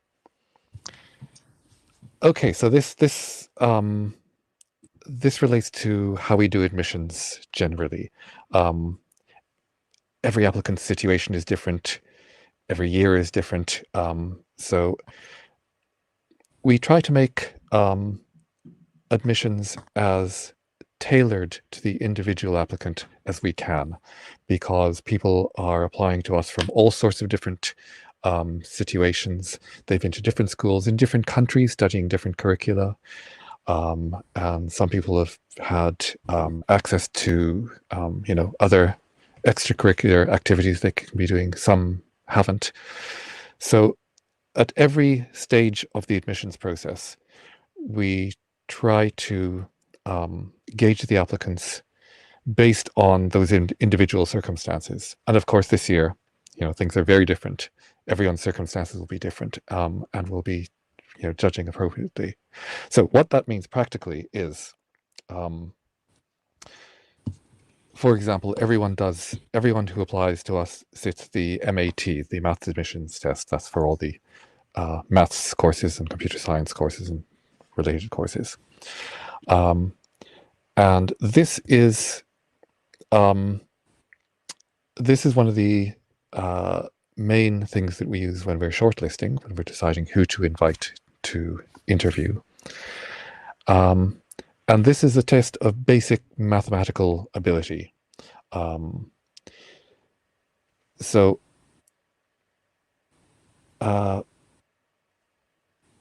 while we try to tailor admissions to everyone's circumstances, you know, some will have had more advantages than others, it's still a requirement that you have to be able to cope with maths at a very advanced level, whether you're actually studying mathematics or a very mathematics intensive course such as computer science. So this is the base test of basic, you know, do we think you'll be able to cope with the level of mathematics that we'll be throwing at you. And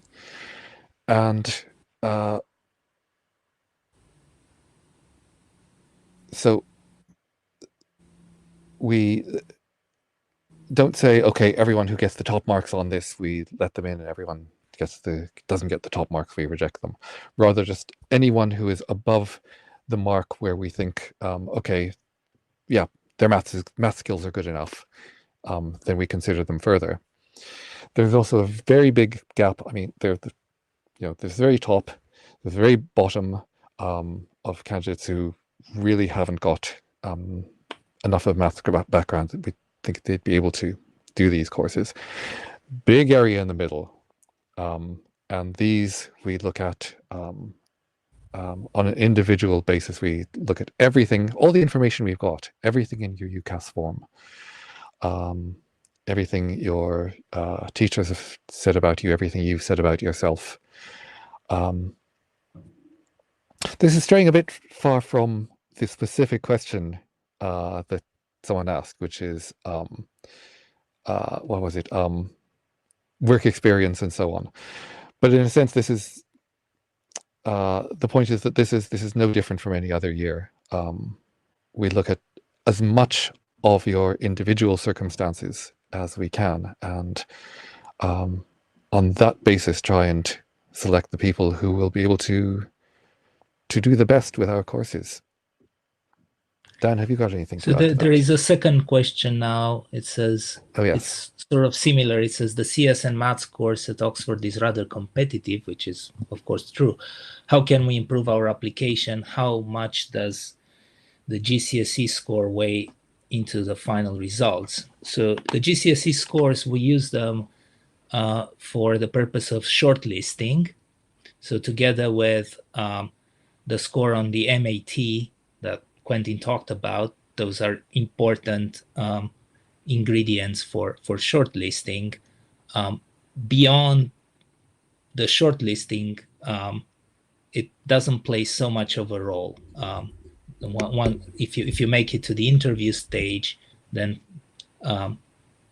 everybody would have good GCSE scores. So I don't think it makes so much of a difference if it's a difference of half a mark or anything like that. How can you improve your application? The MAT test is really important for shortlisting and for admissions, because that's one test that everybody takes. So it gives us some way of comparing people with across the whole spectrum. So I would encourage everybody to prepare very seriously for this test. All of the materials that you can ever need are on the Maths Institute website. You can find there all the past MAT tests, all of them with solutions, sample solutions. So you can practice, you can see what these tests are about, and they're all free, they're available to everybody.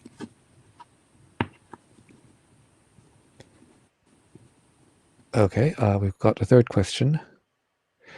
Someone who says they're applying for maths and computer science, Somerville, great. I don't mention programming in my personal statement, but I'm a keen programmer. Would you recommend I mention this? The main approach to computer science that we take at Somerville is very much an engineering approach. So programming, it's not a course about programming per se. It's a course about how we can use mathematics and logic to develop better programs. Just like an engineer uses mathematics, to construct things which are more robust, which are in many ways better. We take the same approach at Oxford.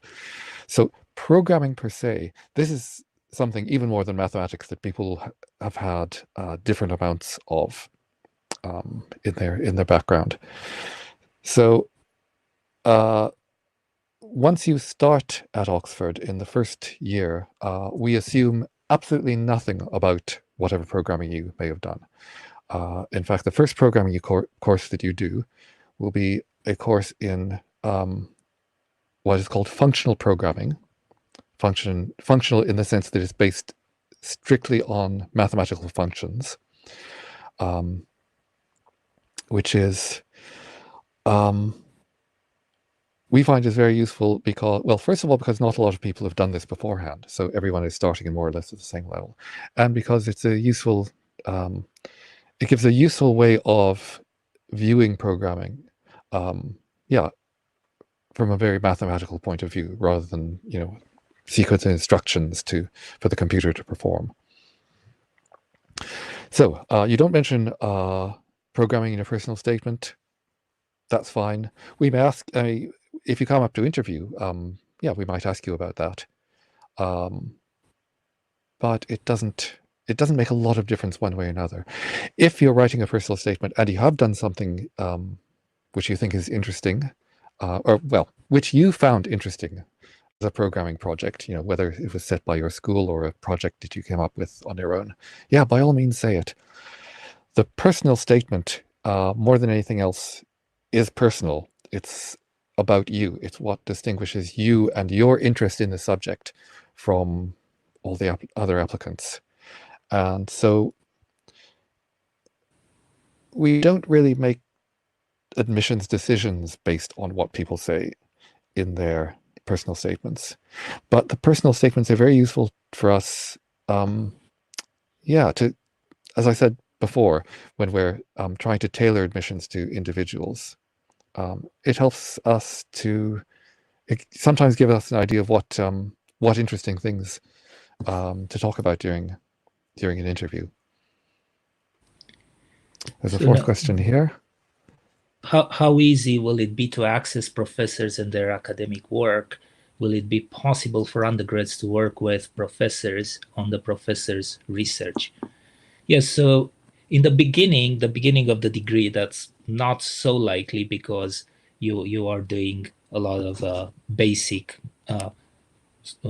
foundational courses, mathematics, that you need in order to develop into a good, even research mathematician. Later on in the course, that's certainly possible. So, for example, in the third year, in the summer after the end of the third year, there are quite a few undergraduates who do a summer research program in the department. So these are funded by the department. There are also some of these could be funded by the individual colleges. So there you get to work with an academic, a professor in the institute on some research topic for a couple of months, for example. Everybody now, starting with next year, every Part C student, so this is the fourth year, every fourth year student in mathematics has to write a dissertation. And that's also sort of an introduction to research. So you get to learn about an advanced topic, and you can compute some examples, and you get a feel for what research is like. So I think there are various opportunities like that. So summer research programs, essays, and dissertations in Part C, which would help you to Part C meaning the fourth year. The fourth year, yeah. Exactly. That will help you to get a little bit into research. There are plenty of opportunities. Yeah, I'll just briefly say about computer science. On the computer science side, yes, you do third and fourth year projects, and these are a significant part of the work that you do in the third and fourth years. And for these, you are not restricted to what's happening in the individual college. All the fellows in the whole department provide some ideas for projects that you can do, and you choose one of these, or sometimes students come up with their own projects. And these involve a significant amount of research, and then these are supervised directly by the relevant professor in the department. Right, we have another question. How do tutors... Go ahead, Dan. How do tutors at colleges and lecturers at departments differ? Will CS and maths students have access to both the departments similar to single degrees? Yes, the answer is yes, you have access to both the departments. It's just the question, it's just the way the teaching is done. So the big lectures, the lecture courses are done in the individual departments. Tutorials are done in colleges. So you go to lectures, so it's maybe twice a week, or some more intense courses 4 times a week. And then you have tutorials, which are taught in colleges in groups of usually 2 students with a tutor. In mathematics, the tutorials are done in college in the first and second year. In computer science, they're also done in the third year.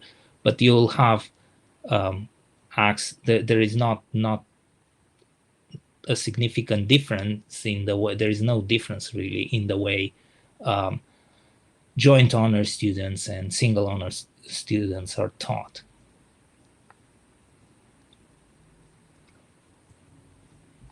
Okay, a quick question 6, someone says. How many applicants does Somerville take each year for math and computer science?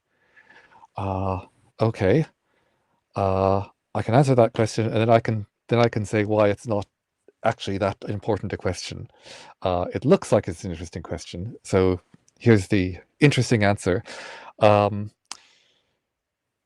We take, well, between the single honors computer science degree and the joint honors maths and computer science, typically we take 4 or 5 a year in those, and the mix is different from year to year depending on where the good applicants are. So one year we might end up with, say, 4 computer science freshers and 1 in the joint honors. Another year it might be 4 in joint honors maths and computer science and only a single 1 in computer science, or it might be entirely one or the other. So it depends on who's applying what year, and we just, we take the best applicants without having a fixed ratio. But what I really want to say as a follow-on to this is that you shouldn't look at the number of applicants taken by each college for a particular course each year and say, that'll give me a better chance of getting into this college than this college. Because you might look at this college and, all the colleges publish this information on their websites. They say, okay, we take 3 applicants in computer science each year, and then this college takes 8. So you might think, I'll apply to the one who take 8 because I'll have a better chance of getting in. The admissions process is designed to even out those imbalances. You apply to a specific college, but you will be interviewed. If we call you to interview, you'll be interviewed at that college and at least one other college. And the assignment of candidates to the second college where they're interviewed is based largely on these any unevenness in applications. So one college might be very heavily oversubscribed in applications, another not so much. So for the second interviews, they'll largely be going to the colleges which didn't get as many applications. So by the time of the whole admissions process, you will have the same chance of getting in no matter what college you apply to. And that includes the difference between colleges who take a lot of candidates or a few candidates in particular topics. Okay, next question. How do applicants normally do on the MAT? Do a majority of them get top marks?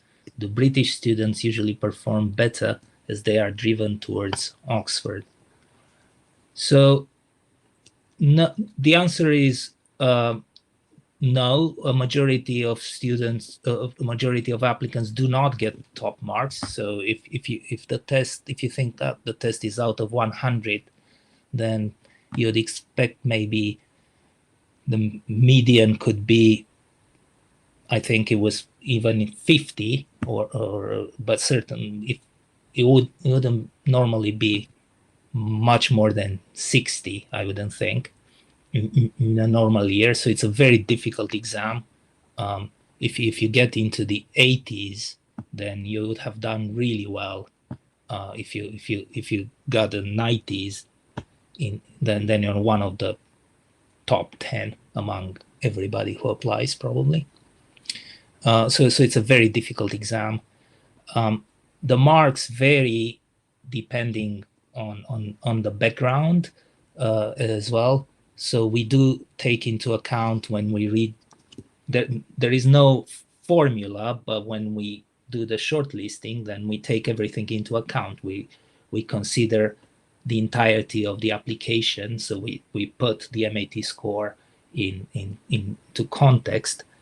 So that's where the work is. So when you do exams at school, of course, you're used to getting the absolute top marks. When faced with an exam like the MAT, which, as Dan said, is a very difficult exam, you might get a mark in the 50s and 60s, but this still puts you in the running. Okay, someone has asked, I love question 6 logic question on the MAT. Do you know of any more resources where I can find more problems like this? Not offhand, but well, that's what Google is for. No, I think logic often, problems. Do you know of any? If you're looking for questions similar to the MAT, if you don't have enough MATs to practice, then Olympiad type questions are usually good. So you can maybe look at the UKMT questions, the British Math Olympiad. Well, some of them will be harder than the MAT for sure, but that's where you might find interesting questions that make you think outside the box. How are long MAT questions marked? E.g., in a 6-mark question, what determines whether you get 3, 4, 5 marks, or will you get just 0 or 6, depending on getting it right and wrong? So for the long questions, it's not right or wrong. So you're not going to get 0 or 6, depending if it's right or wrong. What they're looking at is how you explain your answers, how you justify the logic, how you work through the problem. So it's not there. The questions in the beginning, the ones the multiple choice ones, those are 0 or 4. So either nothing or full marks. But then the others will very much depend on how you write out the question, which is sort of how that's how real mathematics really works. It's not just about getting the right or wrong answer. Right, someone has asked, in the MAT, does it matter how elegant your solution is? Do you lose marks for using a less elegant but correct solution? I don't think you would lose marks for getting a less elegant solution. You might certainly get more marks for giving a clearer solution.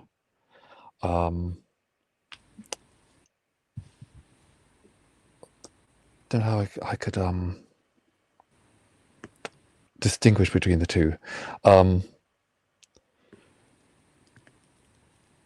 Certainly, that's one of the things we would hope to be able to hope everyone learns at Oxford, is to be able to write about mathematics and computer science in an elegant, readable way.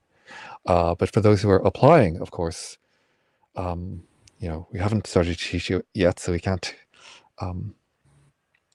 do anything there. But we're looking for people who, as long as it's clear that you've understood something about the question, understood something important about the question, understood something important about what's the underlying logic or whatever. That's what's important, is that doesn't need to be an elegant communication of your ideas, but a clear communication, certainly, because that's an important part of our field. Someone has asked, you mentioned that the computer science aspect has an engineering approach. How does Oxford's exploration of CS differ from other universities beyond theory? Certainly, a lot of people at other universities say that Oxford's approach is much more theoretical. I don't think that's strictly true. What it is about Oxford's approach, and it's not unique to Oxford, it's very much the direction we've always tried to go in, is that we use a lot more theory than some other places. So rather than just being a lot of dry theory, you know, just divorced from any practical application, you know, just here's the underlying logic behind what goes on in computation. We try to give a very firm grounding of those aspects of formal theory which have an immediate use in being able to engineer better programs. So it's not dry theory, it's wet theory. Someone has asked, in a computer science interview, what do you look for and what sort of questions do you ask? What we look for is candidates who are able enough and keen enough, driven enough, motivated enough that they will be able to do well in a very demanding course. So this question was asked about computer science, but you know, this is going to apply to maths equally, and to all subjects. It's going to apply to history and English and law and all these things. It is, yeah, these are all very demanding courses. The pace is going to be set just in the environment, the environment, especially in a tutorial university where you're working in these small groups with a tutor and a small group of your fellow students. The pace is going to be set by the students who would rather read another chapter of the textbook than go to bed, even though it's well past midnight. Yeah, we're looking for students who are going to fit into that sort of environment and thrive in that sort of environment. As for what sort of questions we ask, we try to ask questions which are very much like the sort of things we talk about in a tutorial. Because in tutorial, we're looking at the weekly work that the student hasn't been able to solve on their own in the preceding week. So we work through it together. That's the whole point of tutorials, is it allows us to give you much more difficult material to work with, because once a week then we see you and work through the very difficult things together. So the questions we will ask you will mostly be things that aren't just, okay, here's the problem, work out the solution. They're going to be complicated in the sense of being intricate, lots of parts to it, involve some trial and error, some thinking about different possibilities, rejecting some that aren't working. People very often come away from interviews which ultimately turned out to have been successful interviews, thinking, "Oh, I did a terrible job in that interview because I didn't get any of the answers, or it took me a long time to get the answers." By the time you've come to an interview, we know you can answer the maths questions, computer science questions. So we're more interested in how you approach questions that you can't answer, that are going to require some work with another person. So that's what the questions are going to be like. So I think we only have time for this is maybe the last question. So it's very concrete. How many maths and philosophy students do you have? So maths and philosophy students are few and far between, as it happens. It's really difficult. You don't get a lot of applications, and it's difficult.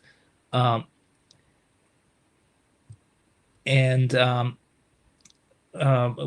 currently we have one student. She's finishing her 4th year. As it happens, she finished first in the maths and philosophy degree in Oxford, but we just have one, and she's finishing. Okay, I think the time is up for this now. So thank you very much for everyone who's taken part, everyone who's been watching, and goodbye. Okay, thank you. Goodbye.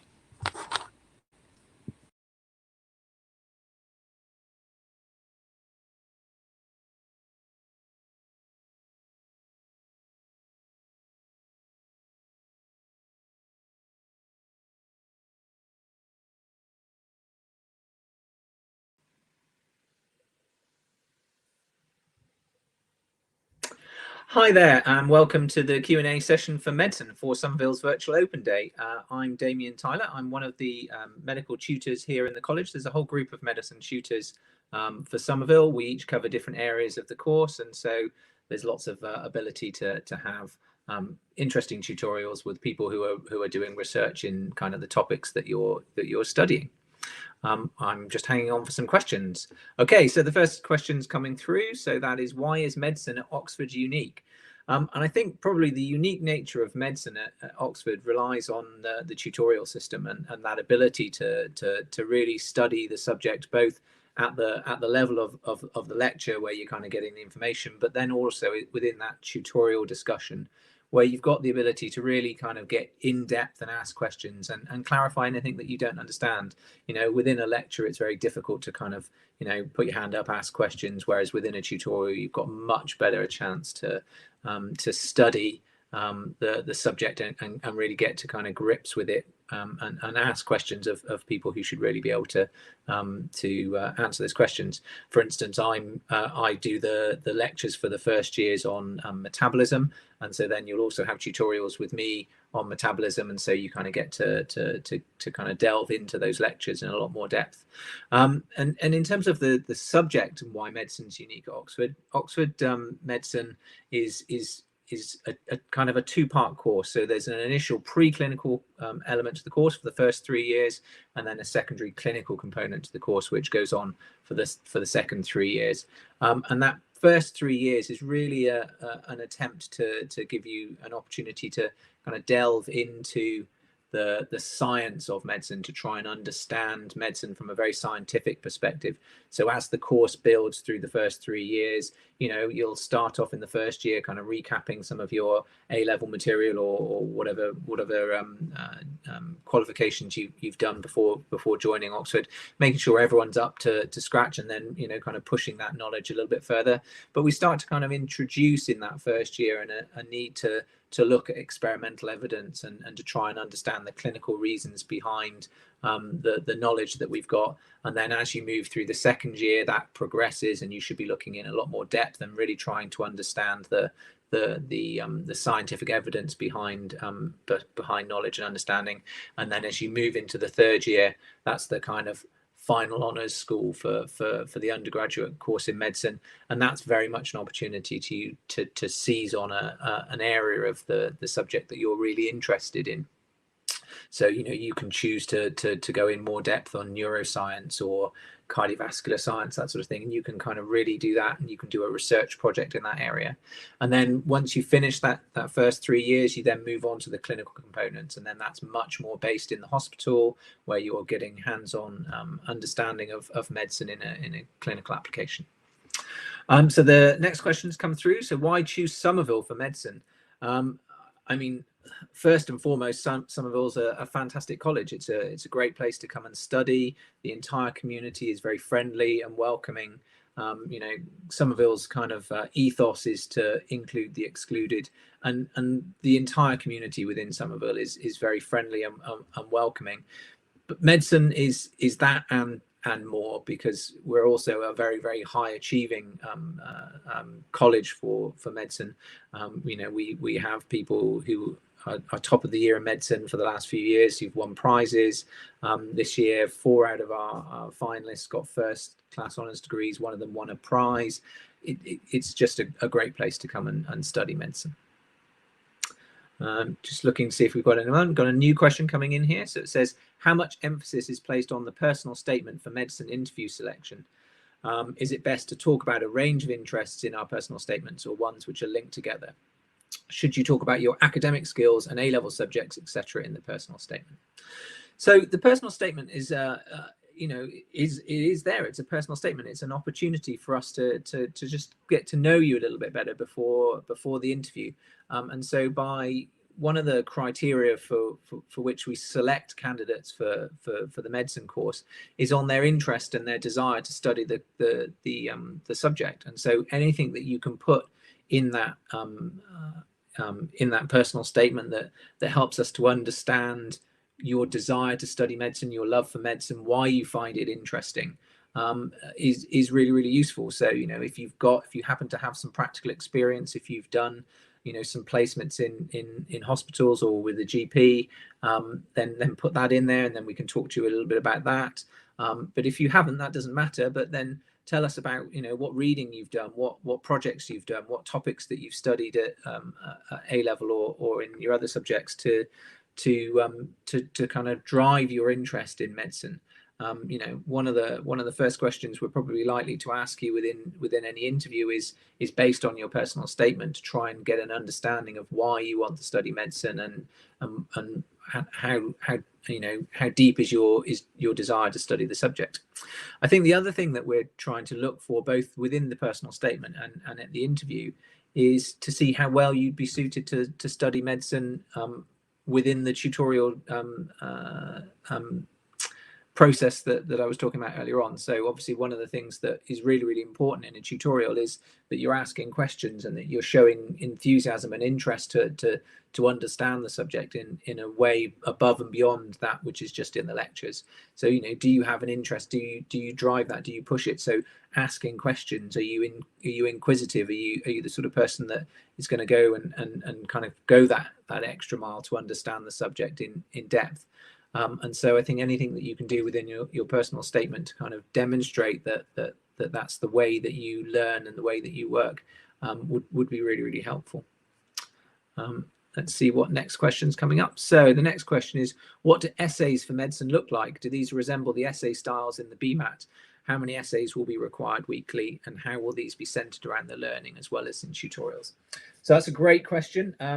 A lot of the work that we do in the tutorials is essay based. So the way that a lot of the teaching takes place is that you'll probably spend most of the mornings in lectures, and within the first year of the course, you'll study 3 core subjects. So you'll study organization of the body, physiology and pharmacology, and biochemistry. And so each one of those subjects will have a stream of lectures associated with it, and then you'll have a weekly tutorial, give or take, in each of those topics. So generally, you'll probably have to write 1 essay for each of those topics, but that's you know, that's a guide. That's certainly not the rule. Sometimes, depending on what the exact sort of subject of the tutorial is, we might switch over and do some short answer questions, or sometimes we do presentations inside the tutorial as well. So each tutorial is slightly different, but if we were going to take one sort of general idea, what would probably happen is, you know, we try and time it in so that you've had the lectures on the subject, but that can't always work out. But so perhaps you will have had the lectures on the subject, then about a week or so before the tutorial, you'll get sent the work with some extra reading to do, and an essay question. We'll ask you to then write an answer to that essay question, and then hand that in a couple of days before the tutorial. The tutor will then go through that essay, and then they'll use that as a tool to kind of see which bits of the topic that you've understood, and which bits of the topic you perhaps haven't understood as well. So in response to the question, does this resemble the essay styles in the BMAT? No, the BMAT are very generic essays, much more looking at your ability to write rather than your study of medicine. And so the tutorial essays will be much more focused on a very specific topic. You'll be answering a question. And what we'll be looking for is for your ability to kind of cover the core material? You know, have you understood the lecture? Can you understand that topic? But can you then also support that with some additional evidence? So can you show the clinical importance of the topic you're studying? Why is it important to understand that for clinical medicine? And also, what's the experimental evidence that's led to that understanding? Can we understand that?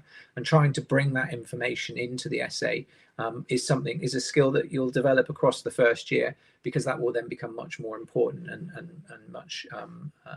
much more of a skill that you'll need as you move into the second year. In terms of the tutorial itself, every tutor is different. Every tutor runs the tutorial slightly differently. But you know, from my perspective, the way I do them, we will go through the essays. So I'll hand them back. I'll have given some feedback on the essays. We'll talk through that. We'll see if anyone's got any particular area of the topic that they particularly struggled with. And then we tend to just kind of wander through the topic, and we talk about the different bits, and I kind of ask some questions just to check to make sure that the students have understood the topic. And you know, then we bounce backwards and forwards with questions, and then we try and kind of stretch it and take it in slightly different areas, and just try and give the topic from a slightly different perspective, just to try and make it a little bit more easy to understand. Okay, so the next question that's come in, it says, what are we looking for in shortlisted candidates? That is a great question. So we're looking for academic excellence. So we want the best people studying medicine. You know, anyone that gets shortlisted for an interview. So the shortlisting process in medicine is based on your GCSE results and your performance in the BMAT exam.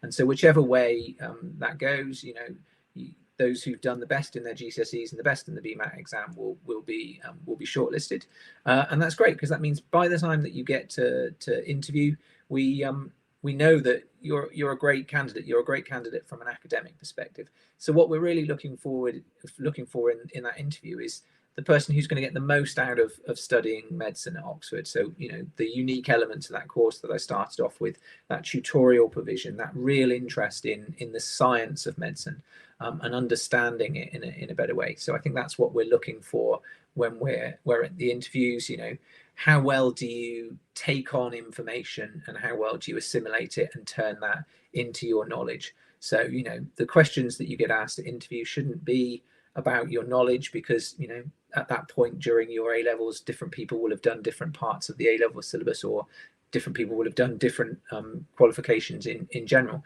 And so it's not about knowledge, it's about how you take on information and how you use that information to try and make conclusions and draw conclusions.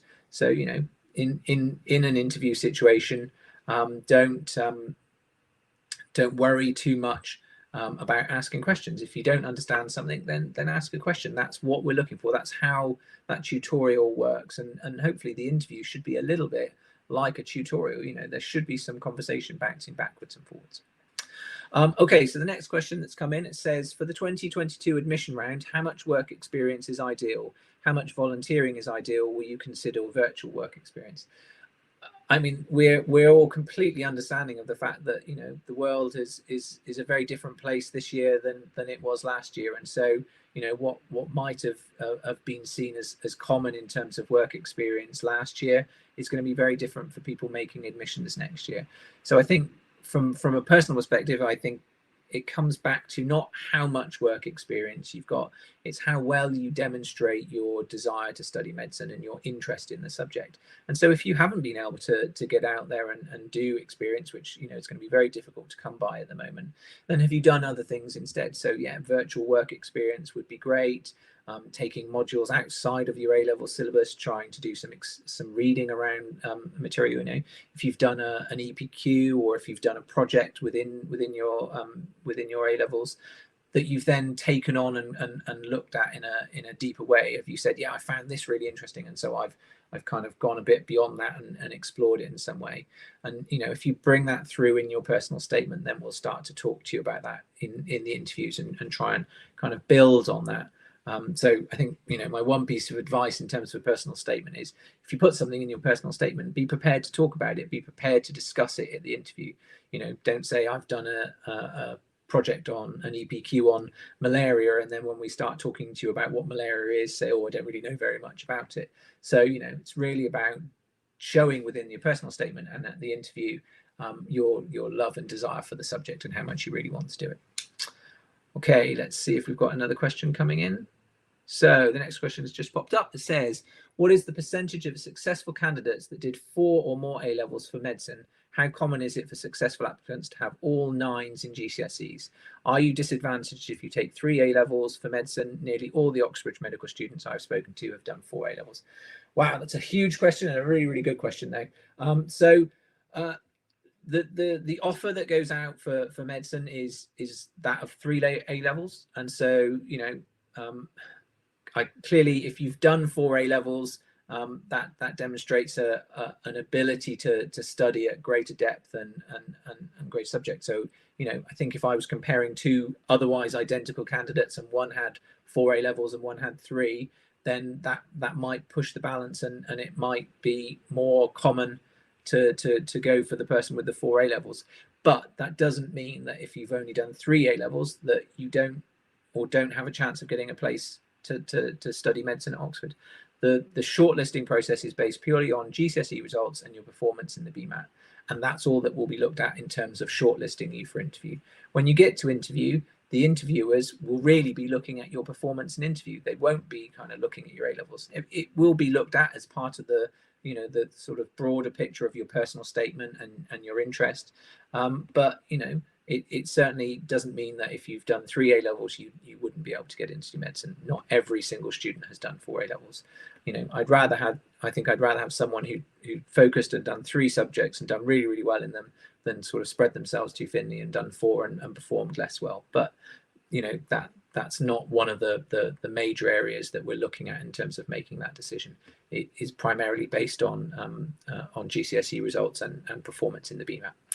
So the secondary part of the question was, are you disadvantaged if you take 3 levels, biology, chemistry and maths? The only criteria for entrance for medicine at Oxford is that you've done A-level chemistry. Yeah, that's the only requisite subject. There you have to have done a secondary A-level in one of the other subjects like biology, maths, physics, but you have to have done chemistry. But yeah, you wouldn't be disadvantaged by doing 3 great subjects like biology, chemistry and maths. The other part of the question was about how common is it for successful applicants to have all A's in their GCSEs. It's not uncommon. You know, we have great candidates applying for medicine. It's a really competitive course, and you know, we take the very, very best students, and so some of them will have all 9s in their GCSEs.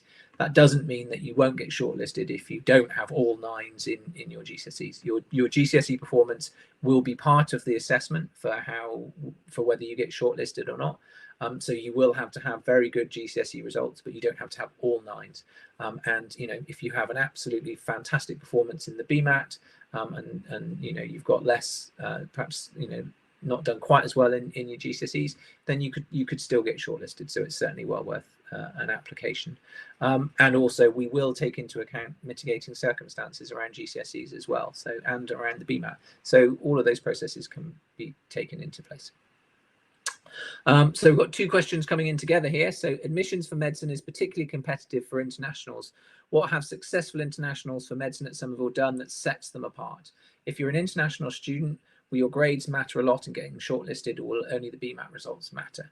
So if you haven't done GCSEs, your shortlisting for medicine is done purely on your BMAT result. So whether you get shortlisted, from if you haven't done GCSEs, then you will need to have a good BMAT result to get shortlisted for interview.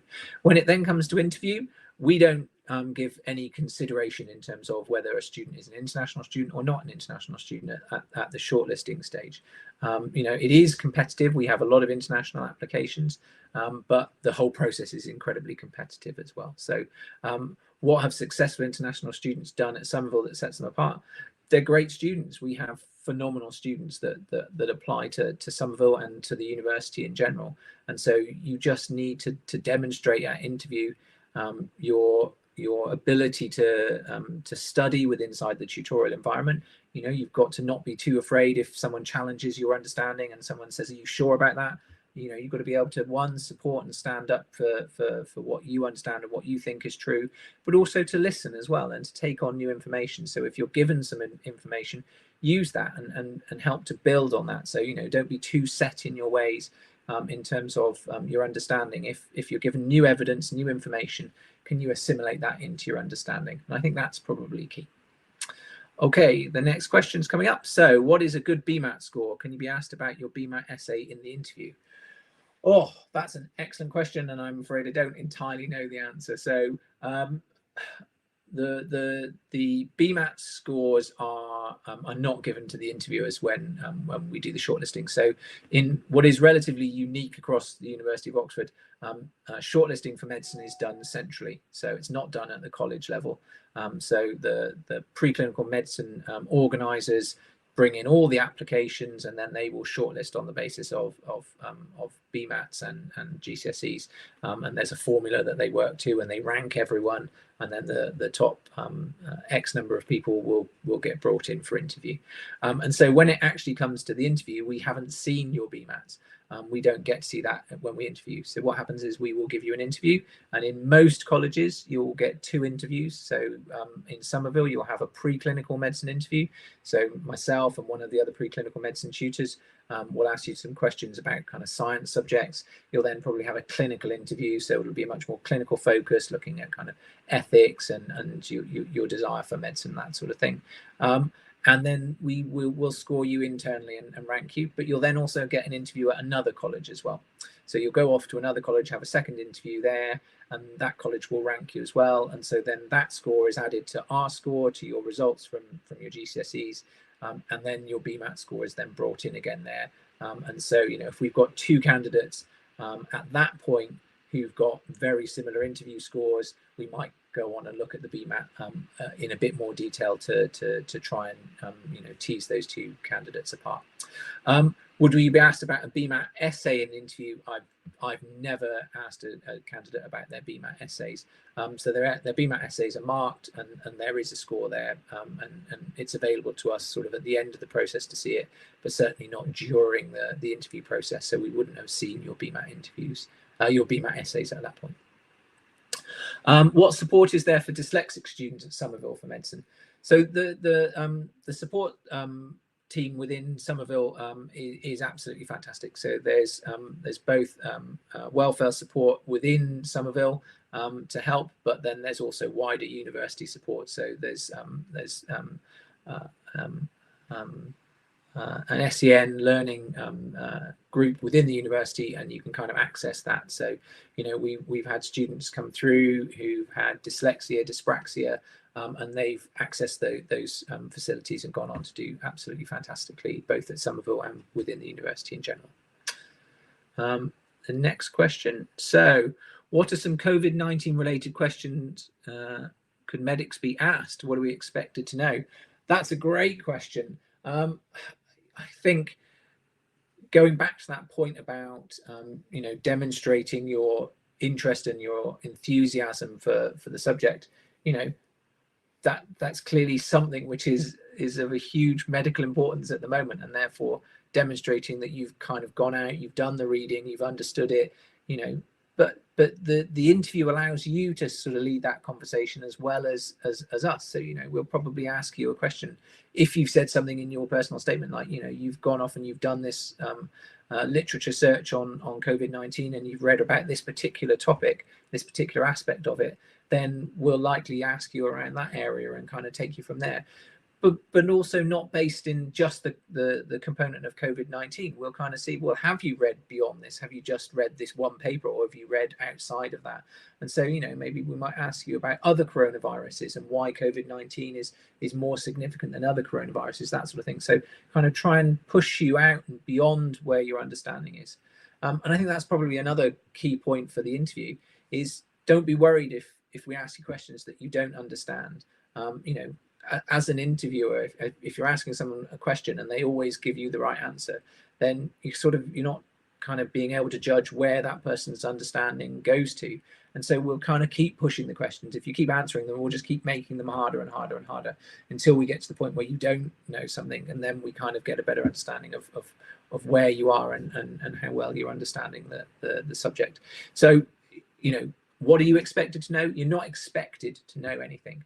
We would like you to have, you know, interests and therefore be able to demonstrate them. So if you say in your personal statement you've asked something around that, then we'll probe in more depth on that. If we ask you a question about COVID-19, then we really should be giving you the information to answer that. So perhaps we might give you a graph or some data that's related to COVID-19, and so we might ask you to interpret that. But really, that's more about interpreting the information that you're given than your sort of fundamental background knowledge on the topic. Okay, the next question is coming in. So, is it possible to do the research project in something connected with public health? Yeah, there's a lot of freedom to choose that research project in whatever topic you want to do. So, there's research going on across the university in all different areas. And when it comes to that third year, so well, actually the end of your second year, you start moving into your research project. Kind of come Christmas of your second year, you should be starting to kind of consider what you might want to do for your research project. There are different mechanisms. You can either take a project from those that are offered up. There's a list of projects that will be distributed. You can kind of say, yeah, this is the one that I'd like to do. Or if there's something that you really want to do, then you're completely at will to go out and identify a supervisor, to contact them, to speak to them about a project and say that I'd really like to do something in your lab. I'd really like to do something around this particular area, and then that can be arranged. So yeah, it's certainly possible to do something in that area. There are some limitations around the topic that you can do. So when your FHS part of the course, the final honour school, is composed of the research project, an extended essay, and then 2 key themes. So you might choose neuroscience, you might choose immunity, and so there are some limitations about what you can do your research project in, depending on the options that you've chosen. But generally, it's pretty free, and certainly something that we can discuss through the first 2 years before you have to start making those choices. So it says the entry requirements are A** AA. Will be applying with AAA. Predictions affect students in any way. So no, predicted grades aren't really taken into account. As said, the shortlisting is based on your GCSE results and your BMAT result. We will look at predicted grades, but we're also fully understanding that some schools perhaps push the predicted grades high, some of them keep them low, and so we don't read too much into it. But the entry requirements are A** AA. So if you do really well in your GCSEs and your BMAT and you get shortlisted, and you do really, really well in your interview, then you will get offered a place, but that offer will be contingent on you getting A** AA, and so you will have to fulfill that criteria. So we are quite firm on people meeting the entry requirements for the course. Okay, coming towards the end now. So question 15, do you think it's worth mentioning how taking a humanities subject for A-levels has helped us with skills for a medic? Yeah, I think anything you do to justify the A-levels you've chosen is fantastic. And, having someone with a broad base of interests and understandings is great. Medicine is a really hard both course and career as you move on to being a doctor.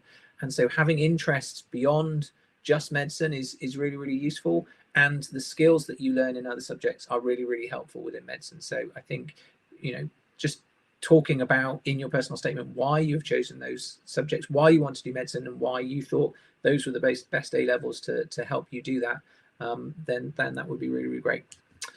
So if you don't fit the vibe for Somerville, but you could be a potential Oxford student, then what happens? Like, does Somerville not mind? So great question. So the way it works is we as a college don't know which college you've applied to. So when I said earlier on that you get interviewed at Somerville and then you'll get interviewed at another college, what we don't know is whether you've put down Somerville as your first choice college, or whether you're one of those candidates who's put another college as their first choice, and then we're just your second interview college. So the process is blinded to that. So we get a random allocation of students from different colleges and also Somerville first choice colleges. So we will interview everyone and assume that everyone has chosen Somerville, or that no one has chosen Somerville. We just rank people on how well they do at the interview. And so, if you do really, really well in our interview, you'll get a really, really good rank. And that then improves your chances of getting into your college of first choice. If you're an excellent student and you're an excellent candidate, and your first choice college don't want you, then there's every chance that if we wanted you, then you might end up coming to Somerville as well. Or we have an open college, open offer scheme. So if you're one of the best candidates, but you just haven't been placed at one of the particular colleges, then one of the colleges will underwrite that offer and say they will take you. And so it all works out. The last question. So what supercurriculars, academic curriculars, competitions do you recommend for medicine? So anything that demonstrates your interest in the subject. So, but also other things as well. We think it's great that people can show their interests above and beyond the subject, and can kind of take a balanced perspective into life. So we've had students come through who are fantastic rugby players. Students who've gone on and represented the college in the first 15 rugby team. We've had great musicians. We've had people who are amazing at foreign languages. It's a whole range of different interests and things that come through. In terms of academic specifics, it really doesn't matter to us what your focus is, what your interest in is, as long as you're prepared to put in all the effort you possibly can to be the best student you possibly can, and to study medicine in the best way that you possibly can.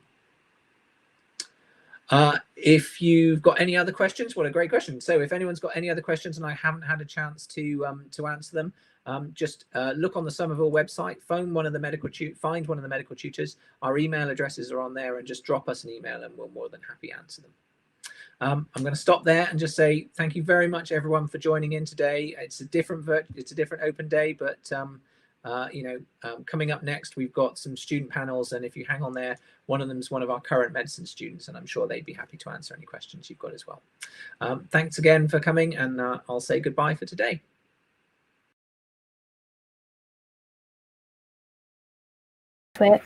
So every day, kind of for lunch and dinner, they have like a meat option and a veggie option. I've kind of like tried all different, like I've eaten meat while I've been at college, I've tried being vegetarian, and I did Veganuary, and I managed to find things in all those different times. And they also have a little salad bar where you can just get a little bowl and help yourself to salad bits. They have like jacket potatoes and soups and desserts, and they also have like a place for yogurts and like loads of like snacks and sweets and stuff. So yeah, it's always very decked out, and always really like the food. Yeah, they also have like when you're a student, you can view the menu for like the next week. So you can plan out your meals. If you don't like what hall's serving, you can go and do something else. I tend to cook for myself because I really love cooking, and I find that's like one of the ways I like to relax, which is kind of weird. But the food in hall is great. Like it's very much like it's good. You have tons of options, like Emily was saying. Cool. So the next question is from Martha specifically. Are there any textbooks or books that you'd recommend to prospective medical students, and what should students try to gain from reading these books? I remember that when I was coming up, I was basically told don't buy anything because the textbooks you can buy are really expensive, and everything that you need for your course is provided in either the Somerville library or the science libraries or online libraries. So there's only one book that is recommended you actually purchase, and that's called the Oxford Handbook of Medical Sciences. I think it's a dark blue and purple book, and a lot of people buy that because it's not in the libraries, but it is very useful because it has everything in your spec, but a really condensed version. So it's not everything that you could learn about your subject, but it's got the core basics, and then you can build on them with different resources. But I recommend reading less books about your course and more about medicine in general, like maybe some biographies of nurses and doctors in the field, so you can learn more about your career. And then, if things interest you, looking at them online, doing some research of your own. Videos are also a great resource. Anything that interests you. Okay, cool. So the next question's for me. How would you recommend making a decision between biology and biomedical sciences? Actually, Martha, you could probably help with this as well, but the biology course is very much like animal and plant-based. If you are interested in how ecosystems function, how evolution works, the inner workings of cells, like if that's kind of like your niche interest, I'd recommend biology. If you're not entirely certain that you want to do medicine, you can always go into biology and then transition to medicine. I know a number of people who have done that or are planning on doing that. But really, you should just like follow what you want to do at the moment, and you can always kind of, this is my advice, but redirect course later on. There's nobody stopping you from doing that. So yeah. But Martha, if you want to add anything about choosing medicine over biology. I think both were appealing to me because the biology is, you know, a big part of medicine. But I think the thing that decided it for me was the differences in like talking to patients and talking to people. So I think that is probably a focus if you want to go into medicine. But again, there are a lot of branches of medicine that don't involve people. But I know people that want to be like radiologists, which are less patient contact. So it's, you know, either would work depending on your goals. So yeah, just follow what you are interested in right now, and you can always follow that further as you go down the line. You can specialize more and do more of that. So for the next question, this is specifically for medicine. As a student going into year 12 who hasn't read many essays for science competitions, what are some tips? What structure is best? Essay writing is quite new to a lot of people as they come into university. I know I think I'd written one essay for a biology end of year biology GCSE, and that was about it. So I was going into it pretty fresh, like this person is. But the tutors are completely aware of that, but they're going to help you to build that essay skill throughout the year for your final essay exam in at the end of the year. And they'll give you lots of tips as to what you can do better. Something that I struggled with was condensing my information down into about 1,500 to 2,000 words. To get it to read from a textbook and then copy it down, it's a skill to narrow down the information that you need. So that's a good thing to work on. Also to work on your structure, make sure everything's not just coherent in what you're writing, but also it has a good flow to it and that it makes sense in the order it's coming in. Of course, you've got the grammar and spelling and stuff, but when the content's there, you want to make sure you understand it before you try and get it on the paper first, because it does come across if you're just copying from a textbook onto a piece of paper and making that yourself when you do that. I would say from a humanities perspective as well, like essays obviously took some getting used to, like arriving at university, but they also offer like essay writing like classes and stuff. I know they put some of them on offer at the start to really kind of get you used to sourcing and anything you might have to do that might be different at university essays compared to any essays you may have done before. Also, if you're doing like an essay competition, I know a lot of the time they publish like past winners, and obviously don't plagiarize them for content, but if you want to look at how to structure something, that might be like a good indication of the kind of narrative that they're looking for. Because with scientific writing, it's important to have all your factual evidence, but you also need to have some sort of narrative to pull it together, or else it reads like you're reading like a bulleted list of like, this is what I'm talking about, rather than an engaging essay to read. So for the next question, for Martha, what extracurricular and academic competitions did you do, and do you think it was important for your application? Competitions, not really specifically. I can't remember any competitive things. I did a lot of extracurricular things with my school.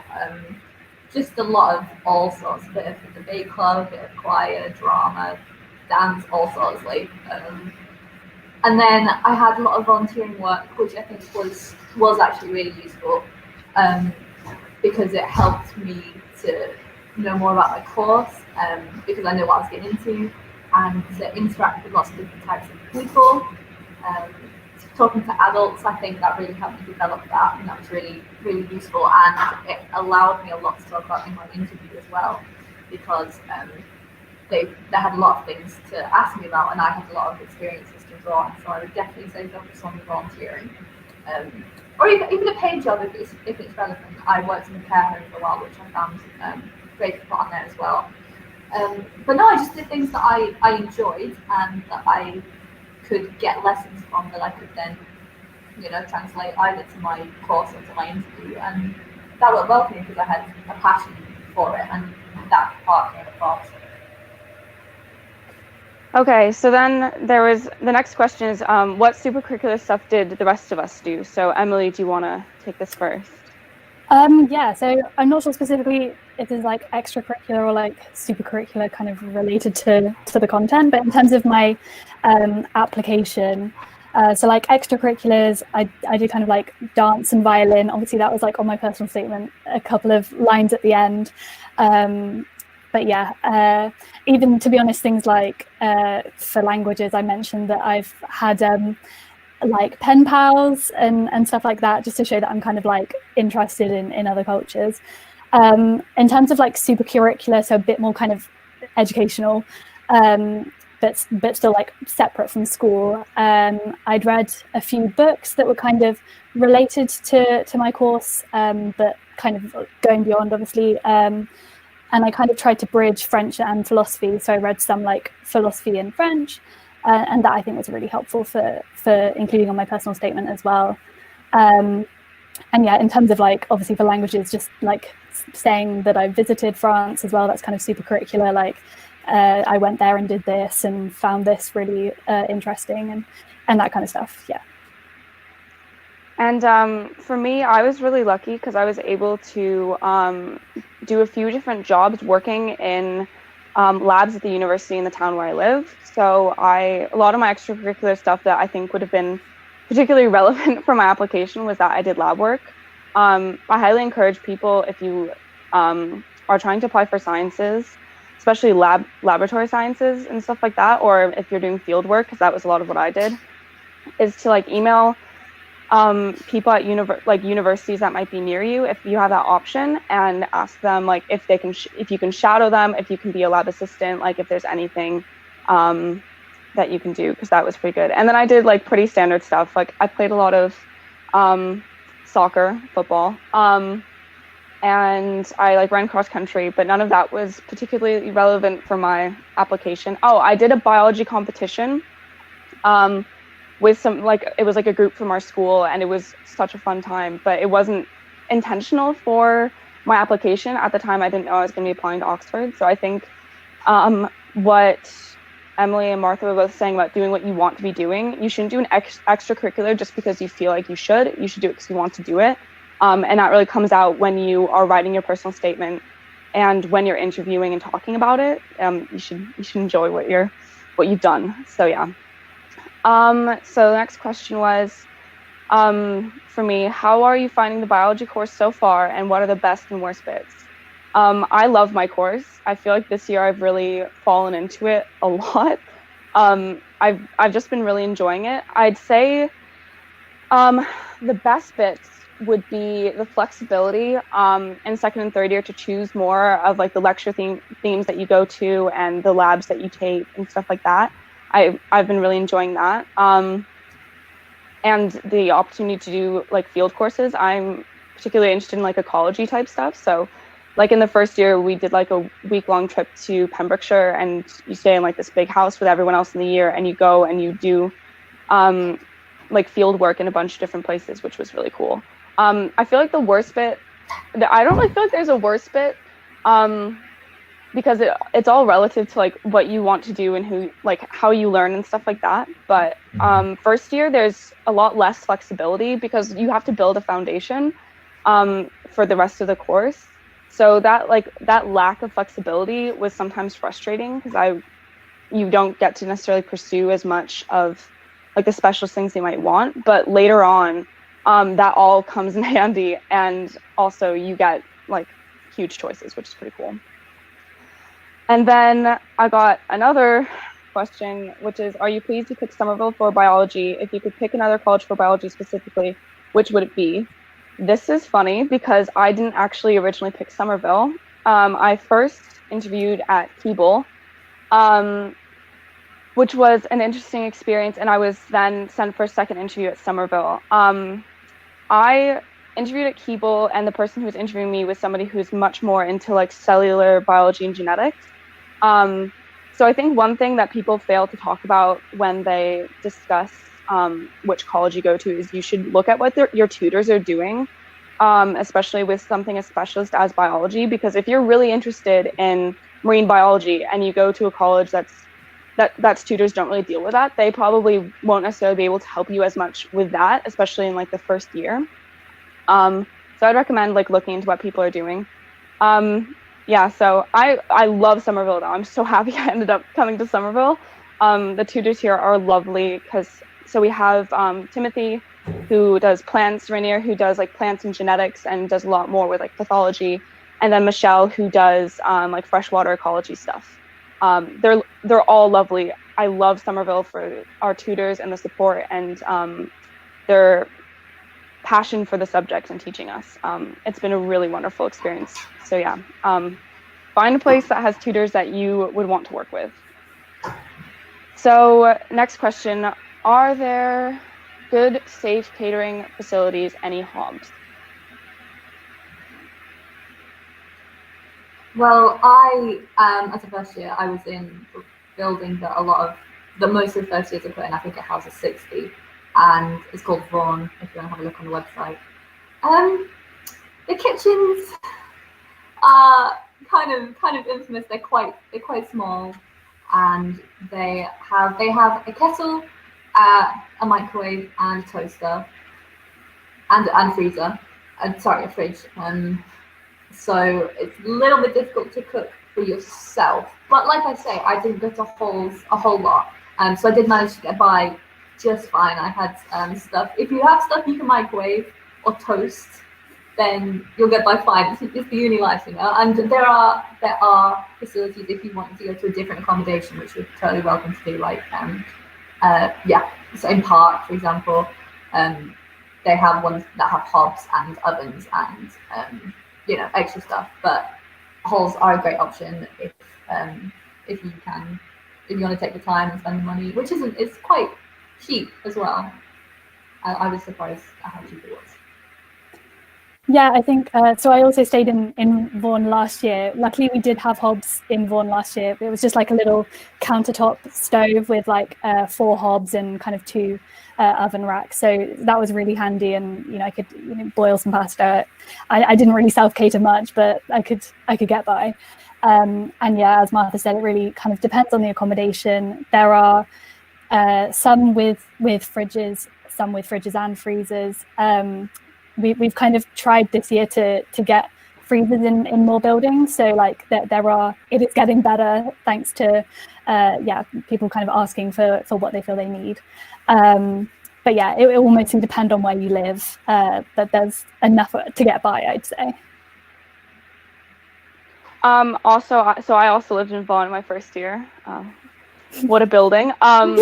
I cooked a lot my first year. Like I spent pretty much all my time cooking on this hob that was like at eye level at the time. So they changed those out. I think that they were either planning on putting hobs back in or have done so since the pandemic started. Because that was kind of the plan throughout the year. Because those were like kind of a hazard. Again, being at like eye level, hobs were not very ideal. But yeah, there's great cooking facilities on the buildings. You're free to go to other buildings. Loads of people, for example, go to the building called Park. They have this huge kitchen and loads of people go there to cook together. So for Martha, how long did you volunteer for medicine? How much work experience did you do? Well, I had a few different things that were not always directly related to medicine. So I had through high school, I did this work placement where I kind of shadowed GP staff, not just GPs, but receptionists and nurses and everything for a week. So that was useful. I did some volunteering at Revitalise. It's this kind of holiday venue for people with additional needs, and you're helping out and kind of living together in this space. And you can take on a more caring role if you wanted, or you can just be there for like just as company, which is really helpful. Again, not directly related to medicine, but to caring for people and empathizing and talking to people.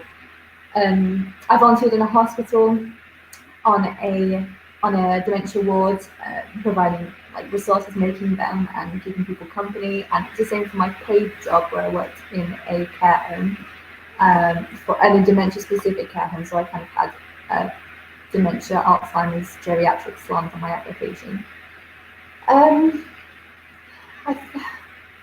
I think that's all I can remember that was, you know, medicine specific. And, you know, that's for most of my, at least since year 9, something was going on. You know, all through since that time.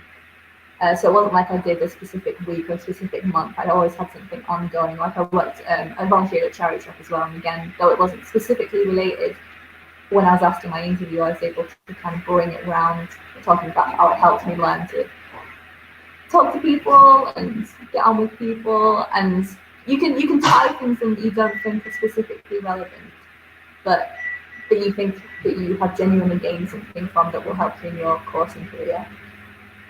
So just keep something ticking over as much as you can. Even in this pandemic, you can do things that are online, like checking in on people or volunteering with some kind of service to show that you still have like a caring role and giving back to the community, something you can talk about in your interview in October. Because this time, although of course they'll understand if people aren't in a position to be able to help out or do something extra, I think it'll probably be a good additional thing to have if you can say that you use this time for something volunteering or work experience based. And then the next question's for you as well, Martha. When do you start choosing themes and specialties for the medicine course? I'm not sure myself as to what I'm going to do yet, and I'm at the end of my first year. There are some people that have something in mind. Like I said, some people that already know that they don't really want to be in patient contact with a whole lot. Like some people have an interest in sports science or, vaguely in the liver. So no one's really sure at my stage still. You can go into the interview with kind of an idea, like I had geriatrics, just because I've done some experience before. But when I asked people myself, when I was in your position, I was saying, how did you choose? Do you have any idea what you want to do yet? Most people said either no, or that if they were in later years, they went in with an idea that they then changed. Because you have so much to experience, so much to learn about. You don't have to specialise for a very long time yet, for years. You have to do foundation years as a doctor. You get to see so much. So I would suggest not going into it with a concrete plan, and definitely don't think you have to for the interview, because so many things change in that time.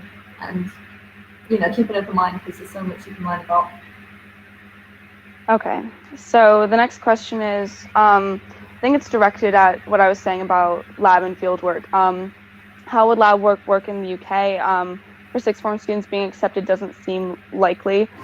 We think this is in reference to the pandemic. I would still say you can email people and still ask about it. They can give you an overview of the kind of stuff that they do.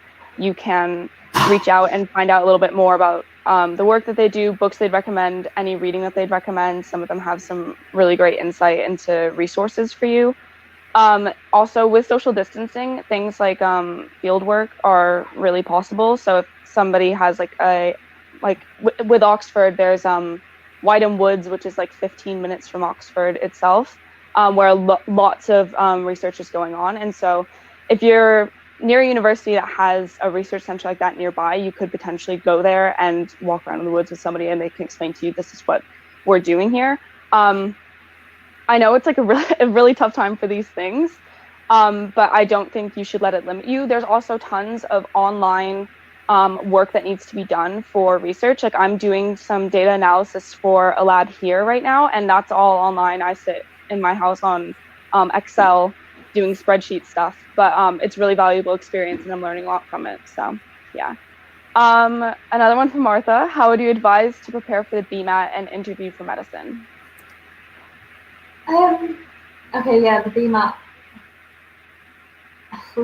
I don't really like them. I don't think anybody does. A lot of my BMAT prep was taking my notes from GCSE and going over them. Because I was taking biology and chemistry, and maths already at college, I felt like my knowledge for those was already kind of ticking over, and it just needed a refresher of the GCSE concepts that we hadn't yet covered. But for physics, it was a bit more tricky. I think basically practice questions, because you know, there's only so many questions that they can use, and you want to get used to the style and you want to get used to the timings. Essay writing is a good thing to practice, like you might be applying for other BMAT universities as well, that might use the essay, so that's something to keep in mind. Basically, because you have the summer to go over it, you can afford to spend a bit more time on it, because you have other things to be thinking about. So just make sure, like, practice tests which are specific to the BMAT rather than just general GCSE knowledge and concepts and questions, because I think that was a mistake that I made. Yeah, make it specific.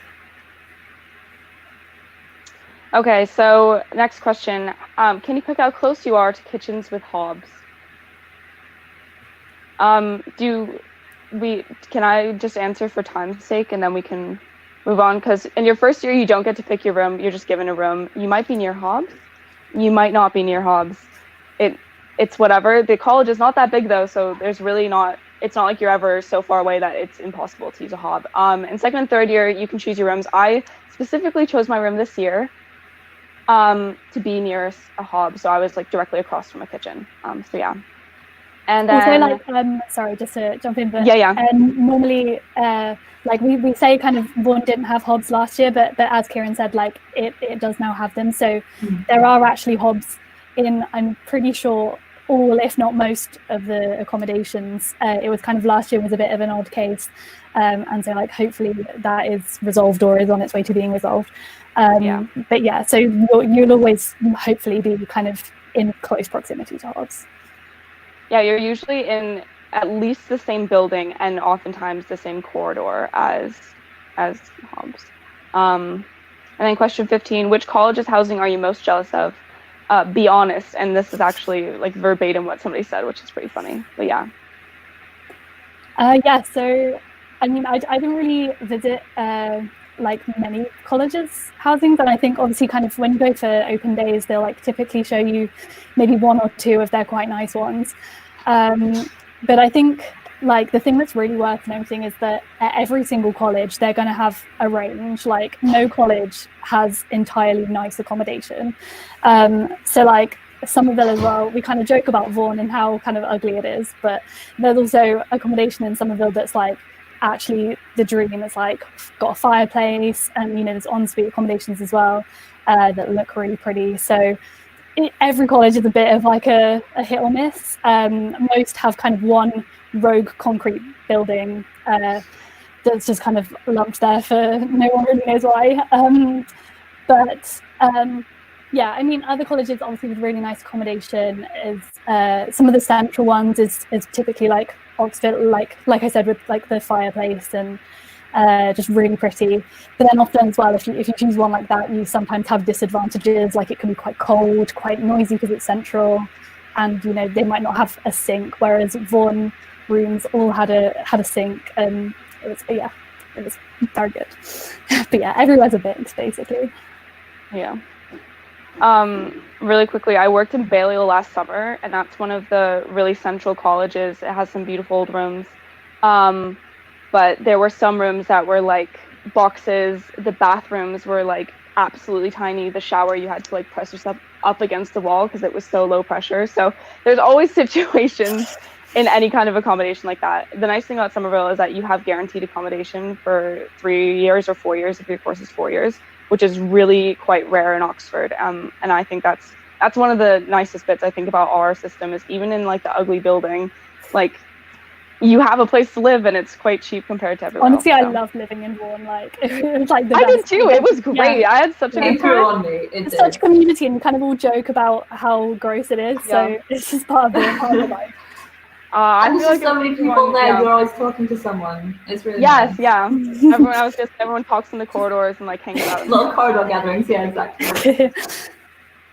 Okay, so we're kind of at the end of our time limit, but thank you guys so much for tuning in. And then you guys can also ask questions through the Q&A chat on the Life at Somerville tab. So if you have more questions, please do direct them over there. There's other students who are answering them live. So Thank you. okay, guys, thank you so much. Bye, good luck. Goodbye.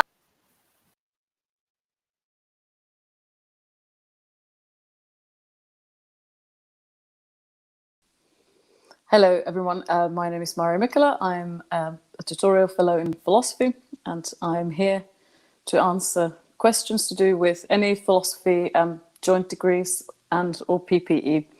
And so I'm very happy to talk about any of the degrees that we have at Somerville. If you have more general questions about Somerville, I'm also very happy to address those. Right, so we have a question. How are PPE interviews at Somerville structured? Are there 2 or 3? Are the virtual interviews going to be longer than 20 minutes? Thanks in advance. At the moment, how the interviews will exactly be structured is a little bit unclear, since we don't know yet how, because this time the interviews will be done virtually instead of in person. So I'm not entirely sure how long the interviews will be, whether there are 2 or 3, simply because I think the technology is still to be worked out. Typically, what we've done before is that we have 2, so that 2 of the 3 subjects have interviews together, so that students would, in the past few years, they've done an interview with economics separately, and philosophy and politics have interviewed together, and each interview has been 20 minutes. So somewhere we are aiming to do something as close as possible to how we've done interviews previously, but unfortunately I can't exactly tell you what the structure will be, because these plans are still being worked out. Right, 7th question. What kinds of questions come up in the interview? So economics typically has a short test, and the interview is sort of based on the answers. What exactly the content of that is, I'm not qualified to say. They have some small problem-based questions that they ask, give sort of 5 to 10 minutes for the candidates to do in advance. In philosophy, I have conducted this. Again, depends a little bit on who's doing the interviews, but I have given students a short text to read in sort of 15-20 minutes, and then ask questions about that text in the interview. And in politics, again, I mean, depends a little bit on the who's doing the interviewing, but what previous years people have, or the politics tutor has focused on, are questions about political philosophy, not so much asking students or asking candidates to sort of demonstrate knowledge that is relevant for political theory, but rather the idea is to demonstrate the way in which candidates think, and to demonstrate analytical thinking skills. Question 3, how much prior knowledge are we expected to have on any or all of the 3 subjects in PPE? There's not really any expectation that you would have knowledge about, there's no necessary expectation to have prior knowledge of any of the subjects. Obviously, in terms of economics, having done A-level math certainly helps, even though it's not compulsory and it is not a criterion, admissions criterion. Many students have never done any philosophy who take up the PPE degree, so it's certainly not going to be something that we are expecting students to have done, and it's not something that will be a big hindrance. So that shouldn't be something to put you off from applying for a PPE degree. Question, what are you looking for in a personal statement for PPE? This is, again, it's quite a difficult question because there is no obvious formula that sort of we can't sort of give a sort of a clear answer on that and to give a formula of what the personal statement should be. It's to writing personal statements of this kind are always quite a challenging thing. I think what I would say is being genuine and being honest and not trying necessarily to tailor the personal statements with respect to what you think the tutors want to hear, but rather really genuinely, honestly explaining your reasons for why you want to come and study PPE and why, especially perhaps at Somerville. So what are my pet peeve features or phrases in personal statements? I don't think there are, I wouldn't call it a pet peeve, but it's very common for lots of students to write how to say that they want to come and do PPE because they wish to sort of improve the world, and that's certainly something that that comes up a lot. And so perhaps sort of trying to avoid something that is a bit of a platitude or something that you might think, well, you know, sure, everybody wants to become the next prime minister, is perhaps something that makes it look like that candidates are just trying to say something that they think the tutors want to hear rather than genuinely saying, giving sort of genuine reasons for why they want to come and study PPE. Question 6, do you need to have studied further maths and or economics to apply for PPE? There is no, sort of, I would say it helps if you have done this, but it certainly isn't something that will be, it's not a requirement, and it isn't something that is necessarily, it's not something that will count against people's applications if they haven't done that. So it certainly isn't a requirement or a need in that sense. It helps, I would say, but again, these are skills that you can learn if and when you come to Oxford, and it's not anything that you would necessarily have to have done prior to coming. So next question, do you have to drop one of the 3 subjects in PPE after first year, or can you keep all 3 of them, which is better? So typically you can keep all 3 of the subjects. Almost nobody does, or very few people. Perhaps, I mean, one a year would be a lot. I would suggest not keeping all 3 subjects and dropping one of them, simply because then one ends up doing only very few modules and papers on each of the 3 topics, because obviously then the last 2 years will be divided in 3 rather than 2. So I think sort of dropping one of them is a good idea in that it gives you the opportunity to acquire more in-depth knowledge of the other 2 subjects that people typically keep with. Okay, next question. How would you recommend choosing between modern languages and philosophy and psychology, philosophy and linguistics? I guess I should say, quite frankly, whichever you find more interesting, and that's what you should be choosing. I think it's difficult to study something, it's difficult to find the motivation to study something that one doesn't feel, one isn't extremely interested in, if not passionate. So I think this is simply really just a question of preference. So in my opinion, what subject does philosophy combine with best? Again, I don't think that there is an obvious answer to this, because much of the combination depends on what particular papers students want to be doing. So for instance, if somebody is interested very much in, say, philosophy of language, then it seems that the philosophy linguistics combined degree is the most appropriate one.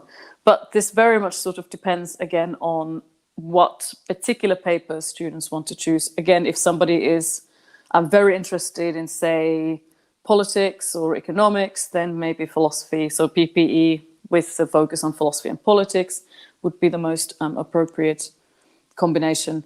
again, there's so many different papers that one can choose from that I think the combinations are extremely malleable, and one can very much sort of choose which direction one goes.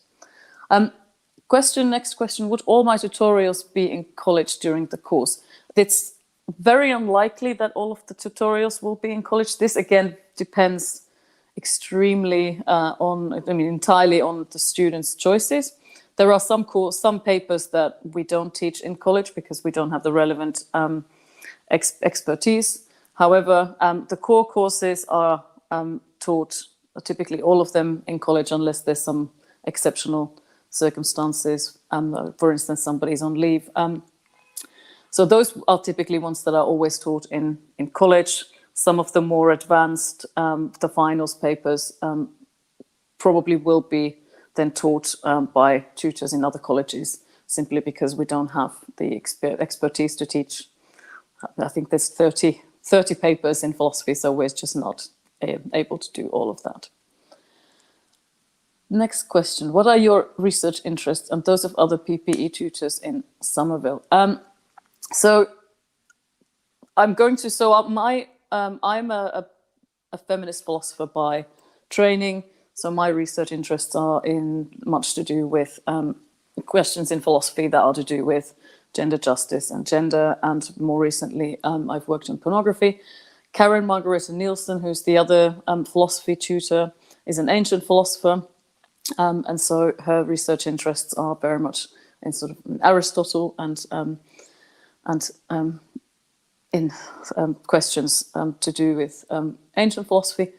At the moment, so our politics, we have a new incoming politics tutor who works more in international relations, and we have an existing politics tutor, Lois McNay, whose research interests are in political theory.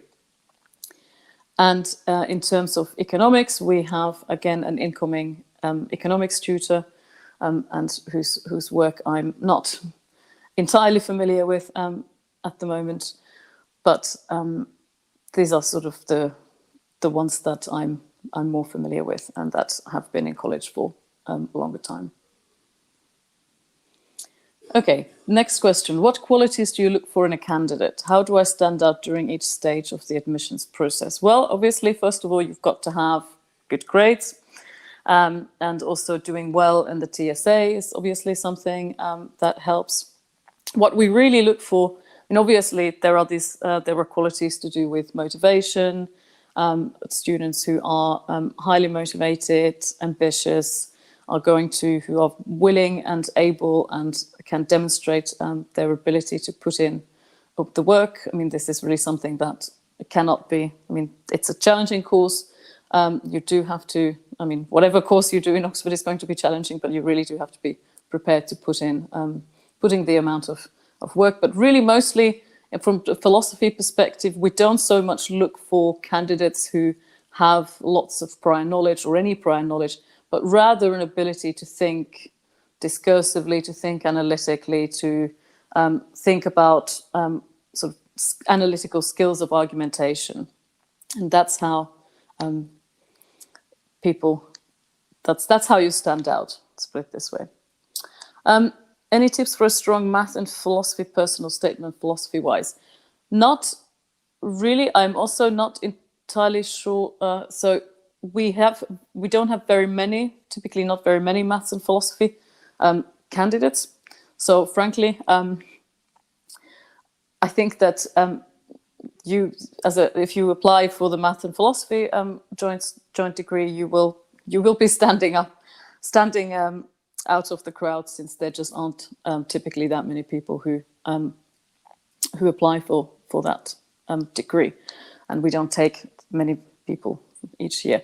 However, I do think that, again, as I said before, just being honest about why is it that this is something that interests you, rather than trying to say something which you think the tutors will be interested in hearing. And I think that's really a strength, is a kind of honesty about the personal statements, as opposed to trying to sort of say something clever just for the sake of trying to say something clever. So next question. Will the college you choose have a big influence on your area of interest of the course and the interaction with the tutors? It will, probably, because obviously different colleges have tutors who have different areas of expertise and interests. But at the same time, I wouldn't say whether how big this influence is and in the sort of areas that you're interested in, that's a little bit harder to say. As I noted, we've got in philosophy the finals. I think there's about 30 finals papers, 20 or 30. So you really can choose quite a lot from those. And who happens to be your college tutors is not that bears a little bit less that's a little bit less weightier.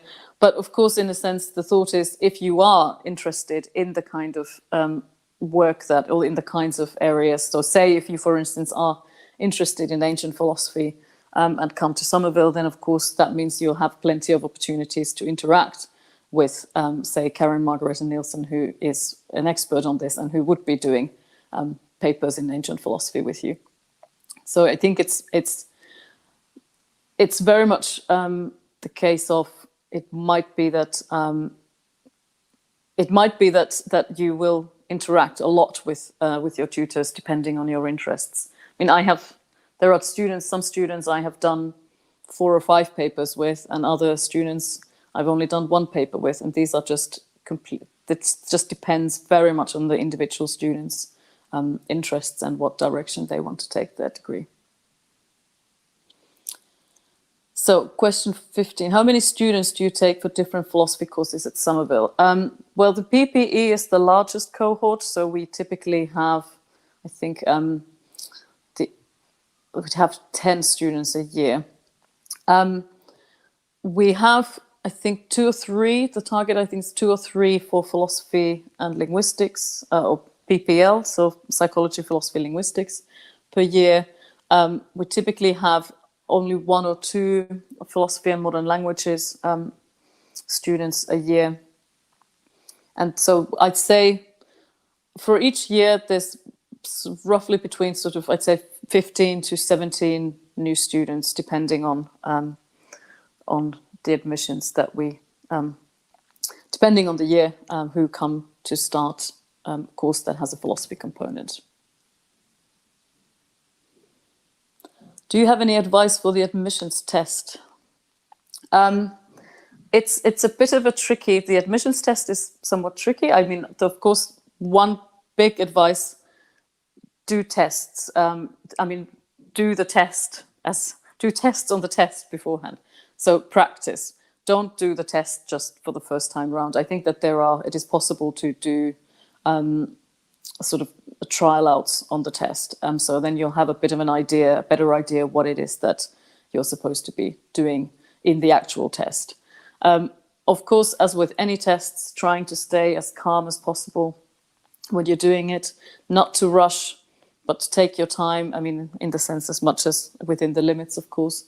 I would also say that even though the admissions tests are important, they aren't in and of themselves decisive. So even if you don't do as well in the admissions test as you would have hoped, I mean, this is not yet any reason to despair. We look at the candidates, we there's many different factors that come into admissions decisions, and so in that sense the test is just one component. Right, so this is just addressing, so how much weight is placed on the admissions test before shortlisting and in the final decisions after interview? Again, this is it very much depends on, it's from one year to the next, depending also on how the students have done in admissions tests and how well they've fared on the other parts of the interview. So there isn't sort of a clear, obvious sort of weighing that it's always something like 20% or 50%. Sometimes the admissions test, for instance, if somebody gets a very good admissions test, that might be an indicator for They might get invited for an interview. Sort of that might be a good grounds to invite them for an interview, but it certainly isn't something that necessarily means that only those who get the best test scores will then be admitted or be being offered a place. So it's very, very much dependent on many other factors that are part of the admissions procedure. So how many contact hours do students have a week? This, again, depends a little bit on what your degree is. So, for instance, people who do philosophy and linguistics have a little bit, have different kinds of loads to people who do students who do PPE or students who do philosophy and modern language. But let's say, so for a typical PPE student, so what you have is you'd probably do 2 papers a term. Those will have 1 hour tutorials. Obviously, then you would have lectures. So lectures are not mandatory. You can go to as many of them as you want to, or not at all. So this, again, very much sort of is dependent on the student's own, how much the student wants to have contact hours in terms of lectures. But I would say in terms of tutorial contact hours, not between 2 and 6 per each term. So what is a tutorial like? Are they separate tutorials for different subjects in PPE? So yes, so the tutorials, so each philosophy, politics and economics all do their own tutorials. We don't have any sort of joint tutorials in that sense. A tutorial is a 1 hour sort of in the finals stages. There's typically 1 or 2 students with a tutor. And for philosophy, for instance, the students will either write an essay, a short essay, or do a presentation, which is then discussed during the tutorial. And this is fairly similar structure for politics. Economics is a slightly different structure, and that again very much depends on the particular paper in economics, because there often you do much more sort of problem-based sort of problem sheets that you then go through during the tutorial, and not so much the idea that students write an essay that then gets discussed during the hour. So question 20, is there anything different or special about philosophy PP at Somerville compared to other colleges? Why choose Somerville? Well, I think why choose obviously, I think that philosophy in Somerville is great. We've got excellent tutors. We've got 2 philosophy tutors for each, as opposed to 1. Some colleges only have 1 philosophy tutor. But I think one of the reasons why Somerville, I think, is a special place is because of the ethos of the college.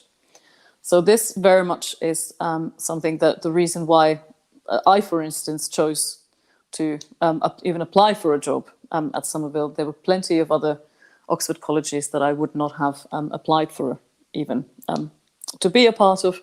And that's really what makes Somerville, I think, a special place, and why I think coming to Somerville to study philosophy or PPE or any topic for that matter is just that the college is an extremely nice place. It has a great ethos. It's got, good atmosphere. It's very collegial, and our students really do seem to enjoy and appreciate their time at Somerville. Okay, next question. What support is available for students if they start struggling, for instance, with workload or health issues? Is it true that if you get sick, you have to drop out? No, I don't know of any student who has been forced to drop out because they have been sick. So the students, obviously, we have extremely good welfare office and welfare officer at Somerville. There's lots of so if students begin to struggle, they can always and we always say this: please turn to your tutors. Talk to them. If you're struggling with the workload, then first talk to the tutor, the involved tutor, and try to think about ways in which you can manage your workload better. If you have any forms of health issues, or if you're struggling with other sort of non-work related aspects, we have a great support network for that, a great welfare officer. And usually what happens is then with the welfare officer, students come up with a support plan. So what kind of support would be appropriate given the issues that the students are struggling with. It is true that sometimes students, if they find that they can't focus, or there's some issues that mean it's difficult to keep up with university work, they do sometimes take a year out and then come back to, after a year. This is not something that we force on students. It's entirely their own decision, and I think lots of students are very much going to benefited from that too. What sort of careers do PPE students go into? Do they all go into politics afterwards? No, lots of people in the lots of PPE students go work in the city. In fact, we have a couple of this year's finalists who are going into, who want to do a law conversion. Lots of people will go to work for consultancy firms. But not, at least in Somerville, they don't all become politicians and go into politics after they've done their degree. It's again very, very, very mixed. There's lots of different things that PPE students go in to do. Sometimes they become teachers, sometimes they continue with graduate work and go into careers in academia. So, okay, and that was the last question. So thank you very much, everybody. I hope you found this helpful, and I hope you will consider Somerville and apply to us. And thanks very much, and goodbye.